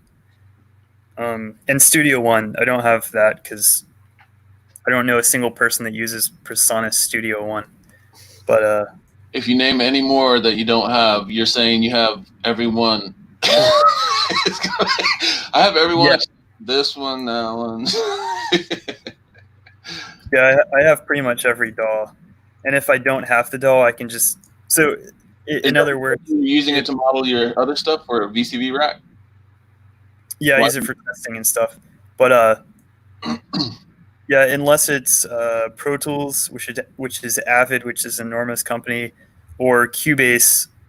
Oh, I also don't have Logic. So all the massive companies like Apple... PreSonus is not really... Actually, the reason I don't have Studio One is... I have not I don't know a single person that works at PreSonus, so I haven't asked for that. But I haven't paid for many of these, but they're NFRs, which is like licenses for industry people. So is Rack for DAW going to be in Cubase and Studio One and all those as well, or? Well, yeah, it'll be VST 2, and that'll work with Cubase and Studio One. And let's see, I can't name any of them. Like, okay, you've got Bitwig, which is really cool. I need to get more into Bitwig. Ableton, Reason. I can't think of more. I have them installed in my computer, but there are a couple of trackers. Like Renoise is pretty cool.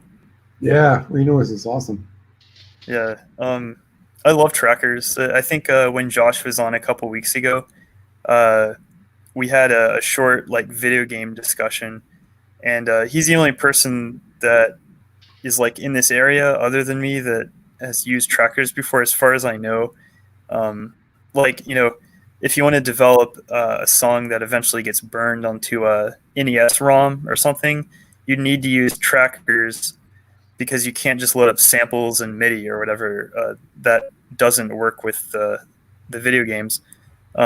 Nowadays, we just export to an audio file, like MP3 or something, and then the video game will just play back that recording. But back in the day, you just had sound chips, and you only had a few kilobytes of data to spare for each song, so you wouldn't be able to put a whole recording there. So you had to use the sound chip and basically sequence all your arpeggios and everything. So you're basically just like writing.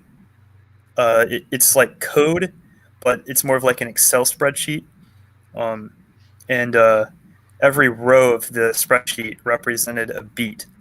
And you could, if you wanted ratcheting, you could actually speed up each beat, because you can put like commands into you could put commands into each of the cells that said like speed up the next command times 4, and then you could put in 4 beats, and then the next beat would be like a slowed down or whatever. So you could make some really cool stuff. You could add swing. You could add like a level of humanization by like recording your keyboard, and then the keyboard would, or the software would specify the timing of all that. And I don't know, just some cool stuff with trackers. But it definitely is like an old age of making music. And the people that are still good at it, like today, have likely been good at it since the 90s. And that's the reason. think Venetian Snares uses trackers quite a bit. Oh yeah, exactly. Yeah. I forgot. You can hear that a lot, like in his stuff. Like it's definitely like it has that kind of. I don't know how to, it's not the sound quality, but it's just the way that everything triggers and like. Yeah. Yeah, I know what you're talking about, because you just have to play around with it and learn its limitations to figure out how you solve those limitations in the specific ways that it allows you. So yeah, I mean, if you want to play around with the limitations, and if you have like a creative block because you've just got too much stuff around you, trackers are a way to limit that into this like refined framework that that people have worked with for the last pretty much 40 years. I think the Amiga and the Commodore really popularized it. And also there's like the Buchla 700 that had a tracker. Really? So someone actually designed software for Buchla. Yeah, Google that. They had like wave editors, and it looked like a DAW, but it was released in 1987. But it was this whole set that you would buy, and then you hooked up a VGA monitor to it. Whoa. I'm sorry, I'm looking at the picture of the actual hardware piece. It's crazy. Yeah, I bet one of these would go for like $50,000, because I've actually seen one in person, but it was behind tape that said "Do not touch." Crime scene, I'm anyway, I'm gonna post this link just because you were talking about it, because that's really cool to look at. yeah. I think there were some more. There's like Buchla 600. No, wait, no, that didn't exist. They skipped straight to the 700. Oh, there was a Buchla 500 that had a computer that had a screen built into it. I don't think that was like a DAW. It was just a digitally controlled synthesizer. So you could probably draw a waveform, and then you could view the waveform on the computer screen. It was probably super annoying to use, if I do imagine. Yeah, that Buchla 700 does look cool. Right? That's like some early our childhood futuristic technology shit. Oh yeah. Like Yeah. wood and fucking screens. Well, it turns out it is the future, because now we're making wave tables and and arranging clips.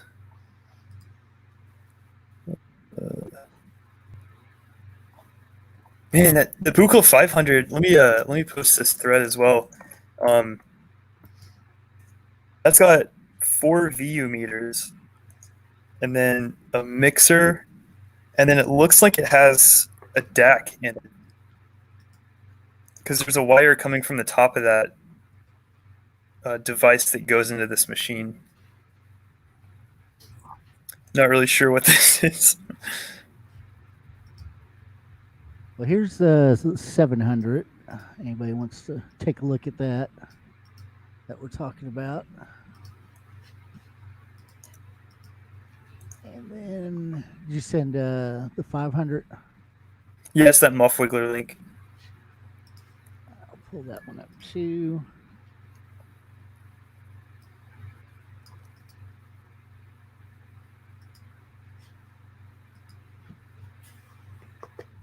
Oh, that is way cool. Yeah, let me share that. That's like a whole DAW kit. You know, if you bought something these days that looked like that, people would totally use it because you've got the keyboard in front of you, you've got your patch bay with some knobs, you've got a mixer with VU meters, and then you've got your computer screen, and then what looks like a that's like XY like finger pad or pin pad or something. Not really sure what that is. no, that's really cool. Oh yeah. Let's DIY that. Yeah. Get all the schematics and. You sure that's not the transporter room controls from Star Trek? I love that little monitor in it too. That's awesome. Yeah, I'm not sure what that is. It looks like a terminal interface. So if I had to guess, like this is from the early 80s. Oh shit, this is 74 to 75. Am I looking at that? Holy shit. Okay, yeah, if that was 74 to 75, that was before UIs. So you were not like you weren't looking at like a computer screen with a user interface. That was like a teletype machine. So it probably displayed some text and commands, and you could like program the machine that way. Maybe. Well, yeah, I think the scope is to the right of it, but the left VGA screen. Yeah. I'm not really sure. Yeah, it's definitely like light pen or anything like that.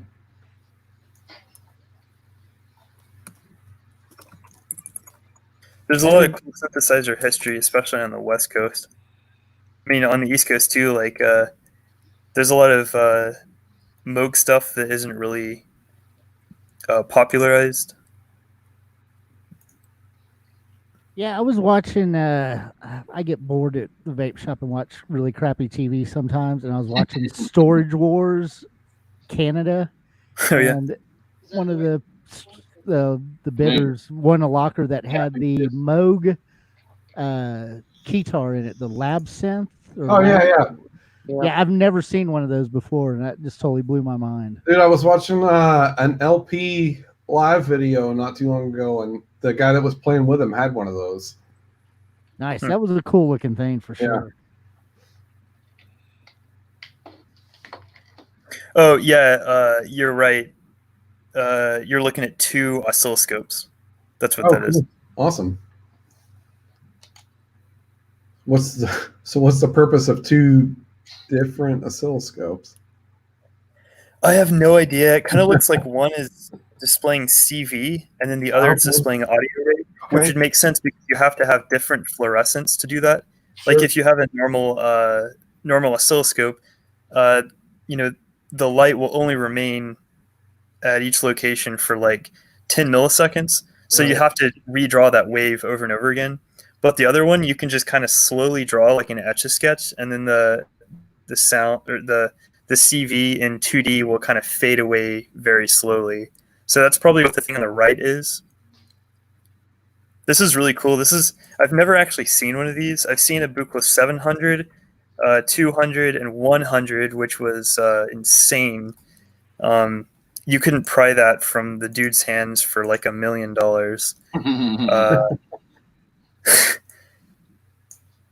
And that was Alessandro Cortini, by the way. He's got a 100. Yeah, actually, when I was looking at the vintage synth link, they showed a video of him playing the 700 too. So. Oh, cool. Oh, I saw a Buchla music easel on the like modular sale and trade Facebook page, and I think it was up for like $3,000. That was really tempting, or maybe it was 4,000. But yeah, music easels I think new are like 6,000. I would Yeah. love to just have one of those to play with, just to learn how to use it. And then once I learn how to use it, I'd be like, okay, I've had my fun, and then sell it. It's like, what could go wrong? You know, I could lose maybe $300, There you but go. I'd You probably should make just go that. buy it right now. Maybe I will.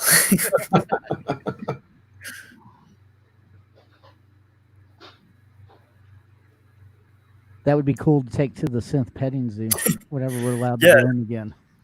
It would be a hit. I was gonna ask that, Cry. So when things were normal, people could just come in there and play with those synths.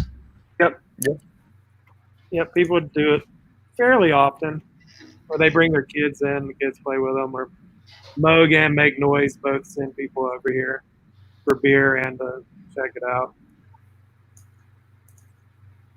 So you're not open that way anymore, are you? No.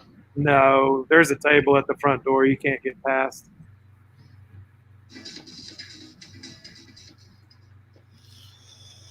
Yeah, hopefully we will be able to start doing some kind of synth meets again to at some time in the next few months. I hope. I don't know if we'll be able to do a synth petting zoo and have everybody touching everything. So I don't know how we're going to do that. Right. Of course not. Definitely not going to bring my talk box. No. It was sketchy when you bought the talk box the first time. This would definitely be a no on this one. Well, I'll put my mask on, Andrew. It'll be fine. Well, So, yeah, I was very careful to wash every bit of that with soap and cleaner, or like the antibacterial wipes. But yeah, even then, people are putting their mouth on it. You know, I could have just said like, "Hey, I'll sell you one of these pipes for $2 that I got at Lowe's. You have to keep it." Yeah, that's a good idea. Yeah. I definitely think whenever we do start doing the synth petting zoo again and start doing the synth meets, I think we need to have a computer there set up running VCV rack. Oh yeah, I could probably get like an actual rig up with. I've got like a 32-inch screen, which is pretty cool, and then I might be able to bring my 2 monitors, just to get stereo image right in their face instead of like on the PA systems or in their headphones. One thing I've never liked is headphones at trade shows. Yeah, I've been to a lot of trade shows. It's awful. And it just kills me. It's like, okay, there's one exception. If you have a polysynth or a keyboard where you could just sit there like an organ, or anything that you could sit there and just kind of zone out for 2.5 hours and just like annoy the people behind you. Definitely get headphones for that. But if you're trying to show off a product that is showing off the sound to as many people as you want, or as possible, you want to attract people, and you want the people that are just walking by to hear what the person is making, like on the computer, and that applies to hardware and software.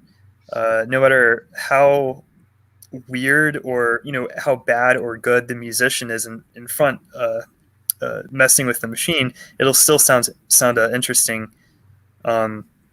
to someone walking by. So it's just doing everyone a disservice to have like headphones. People would be doing that at the same time. Wouldn't it be a ruckus? Well, yeah. So there's some guy that was walking through Super Booth, and he was just like filming on Instagram or Snapchat or something, and he was walking through like 50 booths, and you could just hear all the clocks go off at random, and it was pretty crazy. So he actually he like posted that on the social media, and then at the very end, this is like, he would say, "This is why you sync clocks." So he actually went back and told everyone, like, if you have a Eurorack clock, plug it into the next person's buffer. That'd be amazing. Wow. The whole convention could be one big jam session. Yep. And so the idea was the person at the end who's actually got the master clock is probably like a what's the module that you use for master clock usually, Jason? Mine, I usually use the U temps is my master clock. Oh, okay. You had another though, but I forgot the name of it. What else was I using? Pamela's workout. Oh, Pamela's workout. Yeah, okay.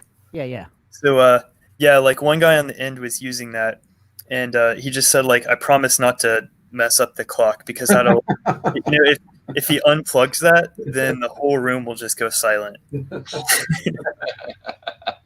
Or Yeah, it'll just sustain like bing, I mean, the past couple of times we've done the synth petting zoo at the synth meet, we haven't been using the headphones, and I think we've gotten more people interacting. Yeah, since for we sure. stopped using the headphones, and I noticed that mainly the first time when I brought the Thurman. Yeah. With the has the built-in speaker, and that got a Yeah, people would lot walk by unexpectedly and then look back and do a double take. It's like, did I do that? Yeah. And then if they could get Druth away from it because he was the one. True story. You're wrong though, man. I went to Name like 2 years ago. I'm gonna run out of there with it under my arm like a football. I went to NAMM like 2 years ago, and the Korg threw out that Korg Prologue, which is their big flagship synth now or whatever. And like the whole thing was on headphones, and like it wasn't fun at all. Like I sat there with headphones on, and I listened to guys play guitar, like on top of my headphones the whole time, and like I couldn't really distinguish anything with it. It wasn't fun at all. It totally turned me off to that synth, which is terrible. I'm sure it's a great synth, but when I practice at home, I just have to unplug the headphones sometimes just to hear it loud because it's a completely different experience. Yeah, I'm with you on that. I hate mixing. I hardly ever wear headphones when I'm at the house making music. You don't have to. I have a wife and I'm not good. So if I get something good going, then I'll unplug it and then she can hear it.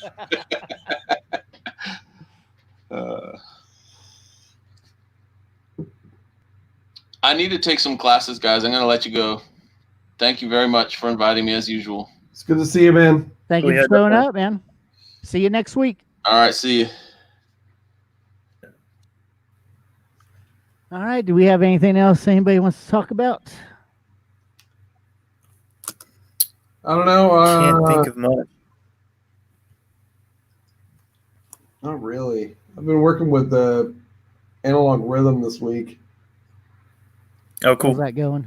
I'm pretty sure you can use that thing as a one box fucking show without anything else. Nice. If you really plan it out right, like I think you can kind of get everything you need. Aside from maybe some long drones or something like that. But man, I'm really starting to dig into it. It's been a lot of fun this week. That's the main thing why I bought the Synthian 2 was just because I could do everything in one box, and it's Raspberry Pi, so I can run it off a battery. Yeah. So I don't have to be sitting at my desk, which is a nice thing. I can move to the living room or the bedroom, just lay down in bed and just come up with some stuff all on one box. So yeah, I definitely think the one box, using one box and learning it is important now. I think that's a big thing that I didn't do before. Does that machine have a sequencer built in as well? Yes, it does have sequencers and synth engines, but I'll probably use the sequencer. I'm wanting to hook my Beat Step Pro up to it because then I'll have 2 MIDI tracks for synths and then the 1 track for drums. Yeah. So I think I could do a lot with that. And then plus, I mean, I could use like one of the built-in sequencers too. And I mean, I want to see how many layers I could stack up. I watched a lot of videos where they had all 16 MIDI tracks going at once and no dropouts or I don't think that's really going to happen on a Raspberry Pi, but I mean I'll see what the limitations are. That's my. That's the only reason I'm keeping the Digitact right now is because it's my like downstairs on the couch, like sketch machine, and then I come back up and like sort of fuck with the same shit like on the rhythm, you know. Yeah, I also bought one of the My Volt ripcords. I ordered one of those so I could Yeah. so I How's could that? use the Octatrack. It'll be in tomorrow, I think it comes in. Awesome, dude. But I bought one for the Octatrack and one for the Organelle, so I'll be able to use those on battery packs too. Yeah, I'd love to hear how that works out for you because like I need something like that to kind of like just go places. Yeah. Take one of like the Digitact or something like that with me, you know. Yeah, I'll let you know. I'll definitely let you know when I start playing with it. But I'm really looking forward to using that on the Octatrack. That'll definitely just be able to pick that up and take that into another room. Yep. It'll be very cool. Yep. Oh yeah, so the guy in Johnson City who is selling all of the bass traps and like acoustic wedge foam, I think all that stuff is still up for sale. So because it's been like 3 weeks since I last messaged or since he posted the thing, I think that's enough time for him to realize like, oh, this probably is not going to sell. So I'm going to give him like a 50% offer on all of it, except for the ugly color ones, because he has probably like 25 large black panels. I think they're like 4 inches deep, which is really hefty. The ones I have at my studio are 6 inch deep, but you really only need four. Um, and he's got several wedges as well. I could probably offer him like $500 for everything, and he might take it because the current pricing that he put on it was like it would come out to be a little bit over 1,000, and someone might take him up on that, but not during COVID. And I don't think any studios are gonna like really jump for that. So I might do that. The only problem is like I need to figure out where to store it. Did you look at that other space yet, or have they called you back? No, I never actually ended up contacting, or I never got the AV Club Gallery to contact me back. The main guy or the previous tenant was talking to me, but it's like he couldn't get me connected with his landlady because they haven't talked. But yeah, I'll probably get on that and send both of them a reminder. It seems like around around the last couple of months, all the housing companies and apartment managers and commercial space managers are completely ignoring all new offers or like new, want to move in people. Uh, I contacted a few people and they were like, "Oh hey, could you call me like next week? Because I'm like traveling or something." I was like, "Okay, why are you traveling during this pandemic?" But whatever. It's just like, oh yeah, and then London Lofts. It's like above the Trek bike shop. Yeah. They also own a property that borders Newman's. It's like between Newman and The one you sent a link to that, or you sent a picture of it. Is that the one you're talking about? probably. The backside of Newman's. Oh yeah. It's the backside of Newman's. I think they've got at least 4 units there. Thinking about it a little bit, that's not going to work out for me because I don't want to share a wall with people that are trying to raise a family or whatever. Because I might have a drum set in there, and if it's like next to Newman's, that's totally fine. But downstairs and right next to me across the hall would be like normal people. So Yeah, I but couldn't do still, that. just being that close to Newman's, it's going to be loud there anyways. So That's I true. think Yeah. you would probably be fine. Maybe. I'd rather find a place. Okay. I might take. Maybe this was your advice or Christian's advice or something, but I might just like hit up Jamie Dove and see if I can just rent out Willow Tree. Like, of course, after Willow Tree moves, but if that happens eventually. But if Jamie needs a tenant, I can make use of that space. The only problem is it's got like 4 glass doors that I have to worry about. and it's this big open space. Honestly, I'd rather just kind of deal with the upstairs of Willow Tree. Yeah, the I bet upstairs you never got I an think would be offer for that great. before. And honestly, like because of how sketchy I am, I'd be fine with something kind of like an under the, you know what I'm talking about. Yeah. Just a deal where a fire marshal is going to look at this place and then say, "Oh, no one lives there right now.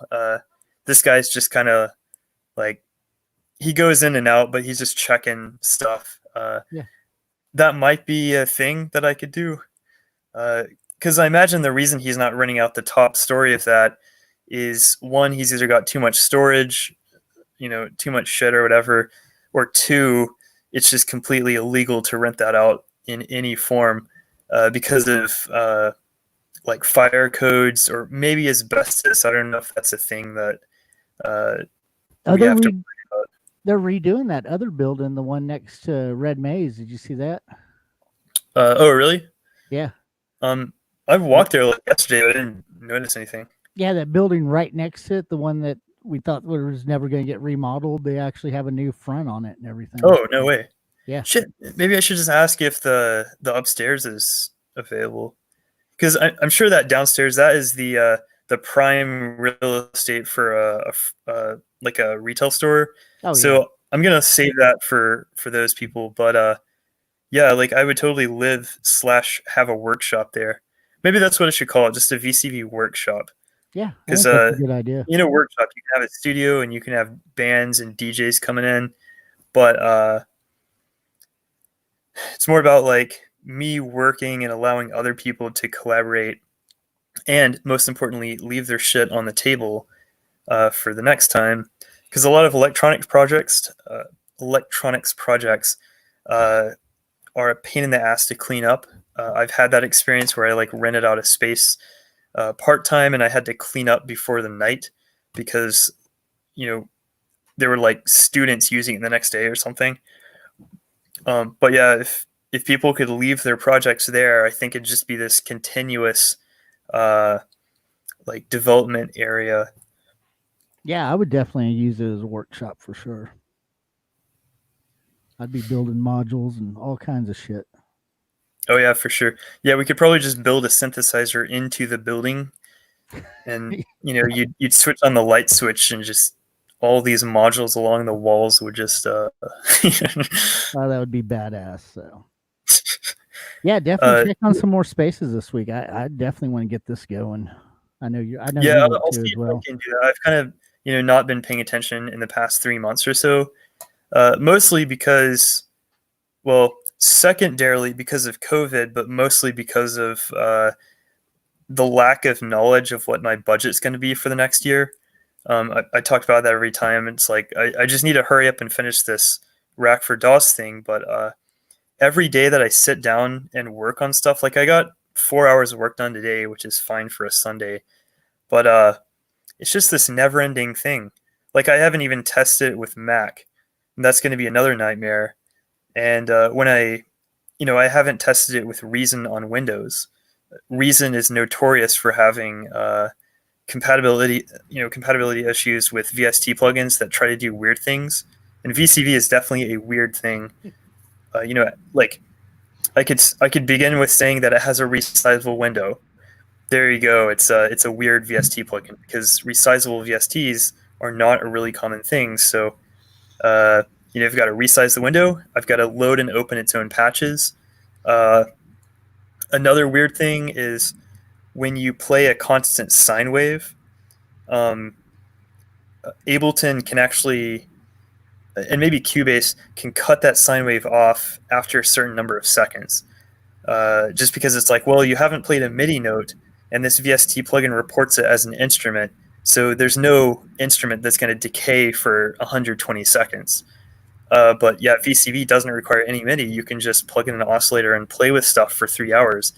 So I've got to somehow tell the DAW not to cut off the synthesizer sound. and it's different for every DAW because they have optimizations and stuff. And I think it's funny. It's like there's a workaround for every one of these small details. I think in order to solve Ableton Live, you just have a very small noise blip above negative 100 decibels that can only last like a millisecond, but it's just a little clip of audio at negative 99 decibels. And Ableton will listen to that and it'll be like, oh, it looks like the sound is still trying to play, so it's not going to cut it off. So stupid stuff like that. I just have to, manually add in little blips of audio to get it to sustain.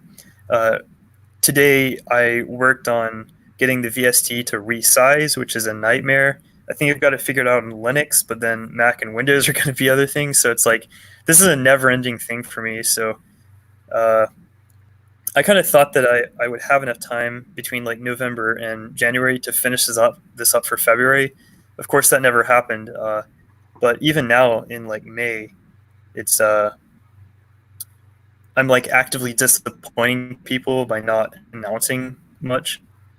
But I don't know. They'll get used to it. It'll release at some point. All their impatientness will kind of go away at that point because it's finally there. It's kind of like Half-Life 3. And I mean, you want to release something that's going to work. You don't want to release something that's not going to work. Right. So yeah. Yeah, I'd rather release something that's a professional polished product rather than release it on time. And I hope making the VST window resizable. Hopefully, all VST plugins will do that because that annoys me that some plugins fucking it jumps across because I use a double display setup. Yeah. It's like Ozone. Ozone's perfect example. When I open it, it jumps across both screens. I'm like, well, why the fuck is it both screens now? I don't need it all the way across. So. Yeah, so it's those like tiny problems. Doesn't seem like much, but making something resize is like a PhD thesis, But I'm getting there. Like, hopefully, I've got it figured out on Linux, which should transfer over to Windows and Mac at least. But some of the problems are like, if you open up multiple instances of VCV, I don't want them to communicate. Obviously, they're isolated instances. So, VCV has autosave. Whenever you open it with a standalone application, it's auto-saving every 15 seconds. And then whenever you close it, it finalizes that autosave so that you can reopen it and it's the exact same state after you closed it. We can't have that feature with the VST version. It's always going to be like initialized. So I need to basically engineer a way to like start up Rack in an initialized way without using the autosave or using the settings of the previous instance that you already have. And then some things will be shared between the sessions, such as all the settings. Whenever you click, whenever you change your mouse mode, like some people like the rotary, where you drag like in a circle.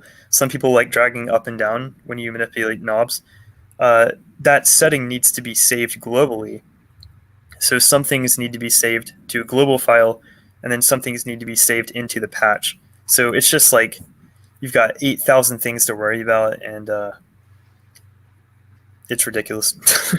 I didn't even think about opening multiple, have a VST per track of VCV. Mm-hmm. I didn't know that was going to be possible, but that's super cool. I mean, just for even using modular effects per track. Supported. So, like people launch multiple instances of any VST plugin, so I need to support it with Rack. Yeah, I wouldn't even have thought of that. So yeah, that's brilliant. That's a big selling point of it, actually, because a lot of people want like MIDI patches. They want a little subtractive voice and then a little sequencer thing, and they want to like record MIDI with one, and then whatever.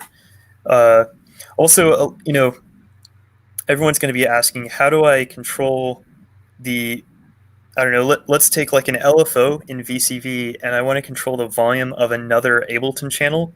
People are going to be asking those questions. There are ways to do it, but it's difficult to set up in Ableton. And I've looked through Ableton's manual, and even that doesn't really fully explain how you do something like that. It's just this disaster of like MIDI and mapping the MIDI to a volume control and stuff like that.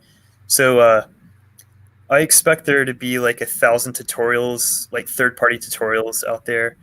And if I start working with this marketing company, they're actually amazing at doing videos. If you've ever watched a YouTube video of a VST plugin, 1 in 3 chance that it's their video. They're some of the top-notch like producers, and on top of that, they can actually tell me what the best business direction is per product. So, like with VCB Soundstage, they might say, "Well, this is really useful for nerds, but we need to market toward another audience with another plugin." So they'll make the creative media in the on the side for that, and then they'll do data analysis to try to figure out how to target it and all that stuff. But yeah, it's just the whole challenge of like, picking out a few 100,000 people in the world and then showing them what this plugin can do, which would probably be like Richard Devine's demo or whatever, and then from just put a price tag on it, like $30, and that's their decision. If they want to click on the video and buy it, that's cool. If they don't, then they get the brand awareness. So like everything is considered. But I don't know. So I'm thinking I should probably learn Ableton.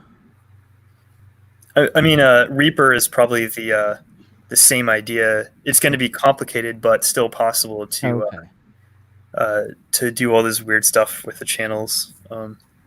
I mean, it is about that time for me to download Ableton and put it on a computer and sit there for 6 hours and then get frustrated and uninstall it and wait a year and do it all over again. I think, it's that time of year, just to retry it.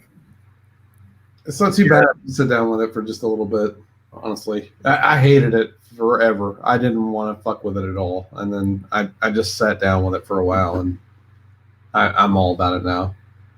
My main thing is a lot of my stuff I just record live. So, I mean, I'm just record a track. And that's the biggest thing. I couldn't figure out how just to fucking record a stereo track on it. You can do that. You can definitely do that in Ableton. There's and that's where I live mostly. I don't do the clip play stuff at all. Yeah, see the clip play, I don't want any of that at all. You just hit the little thing up at the top right and flip it to the other view, and then you're all set. Okay, I actually have a couple of copies of Ableton Lite that's come with some Arturia stuff, so I might actually try to install one and see. I'm with you there. I just like to have it just the laid out, session view, and that's it. I don't. That's all I want. So. Yeah, Ableton Live is my DAW of choice when I'm performing live. I've done a lot of laptop performances, and it's definitely the most stable for just hosting some VST plugins and then mixing things together. And it's really controllable. You can take any MIDI controller. You can even map the keys on your keyboard to like mute channels or something. You just go into mapping mode. You click the button or the record arm or mute button or whatever, and then you press the key on your keyboard or move a knob or hit a button or something, and it'll map it. It's really easy to do that. By the way, it's also really easy to do that with VCV, with the MIDI map module. But with the an improvement of that feature would be a good Twitter post, because I've already added like a lot of that functionality in. I like kind of marketing what already exists with VCV, because it gets people to say like, oh, I've never tried that. Let me open up VCV again and like try it out, and then they get involved in it again and then end up buying a plugin that night. So it like really helps. But yeah, with Ableton, it's actually like one of the easiest DAWs for me. Bitwig is way harder. Reaper is way harder. So if you can figure out those things, you're like beyond Ableton. Ableton is actually kind of too simple for my taste. That's why I'm trying to get into Bitwig. Yeah, I just use Reaper. I've been using it for so long. I know it works. It does what I need it to do. But I think I am missing out on Ableton, because I mean that's just the one everybody always says they use. And yeah. I use Reaper for 2 reasons. Ambisonics, because you can have like 32 channel tracks. not just like 32 channels, but you can have, instead of a stereo track, you have 32 channels of audio being rendered in one little clip on one channel, which is pretty insane to think about. But it supports that, and then it also supports really quick loading. I can just, like, with a command on Linux or Mac or whatever, I can just launch Reaper, and then like half a second later, I've got my plugin to test in front of me, and then I can close it and then repeat. So it's good for that. I don't know. Yeah, try it out. Yeah, I might try it out this evening. Yeah. So if we don't have anything else, I was waiting for Cry to get back, but I guess we could just go ahead and sign off for the week, unless Cry's back. I was Yeah. selling beer. I was selling all the beer. Selling the beer. Well, do you have anything you want to talk about before we sign off for the week? No, I think I'm good. You have any new albums out or anything you want to plug? Any Yeah. live streams? Two new tracks came out yesterday and today. Cool. They're on my thingy. And I have the newest one I posted. I mastered the whole album. So Cool. What's those links, Cry? you can just look on my Facebook. They're just straight up there first. Right on. I have Got to any, update my website again too, but yeah. got any live streams or anything coming up? Nope. I'm trying to get the Asheville crew to do a synth club like this, so we'll see if that happens. Yeah, Nice. let me know. Definitely, I'd like to be involved if Yeah. y'all will have me. Yeah, They usually do Tuesday at 8 o'clock, so we'll see. Cool. Yeah, definitely. Post a link and we'll show up for that for sure. Yeah, I'm trying to get them to do it, not me. But are they thinking of using like StreamYard or something? What we're doing, yeah, same thing. Okay. Cool. Cool. Cool. Well, next week we'll do the same thing, and let's think about doing some kind of compilation album or something here in the Okay. next few weeks. And, Yeah, that'd be Cool. we could actually do a live stream, have everybody, or a live show, have everybody do their sets or something if y'all want to do that. Sounds pretty cool In a too. couple of weeks. So Yeah. yeah.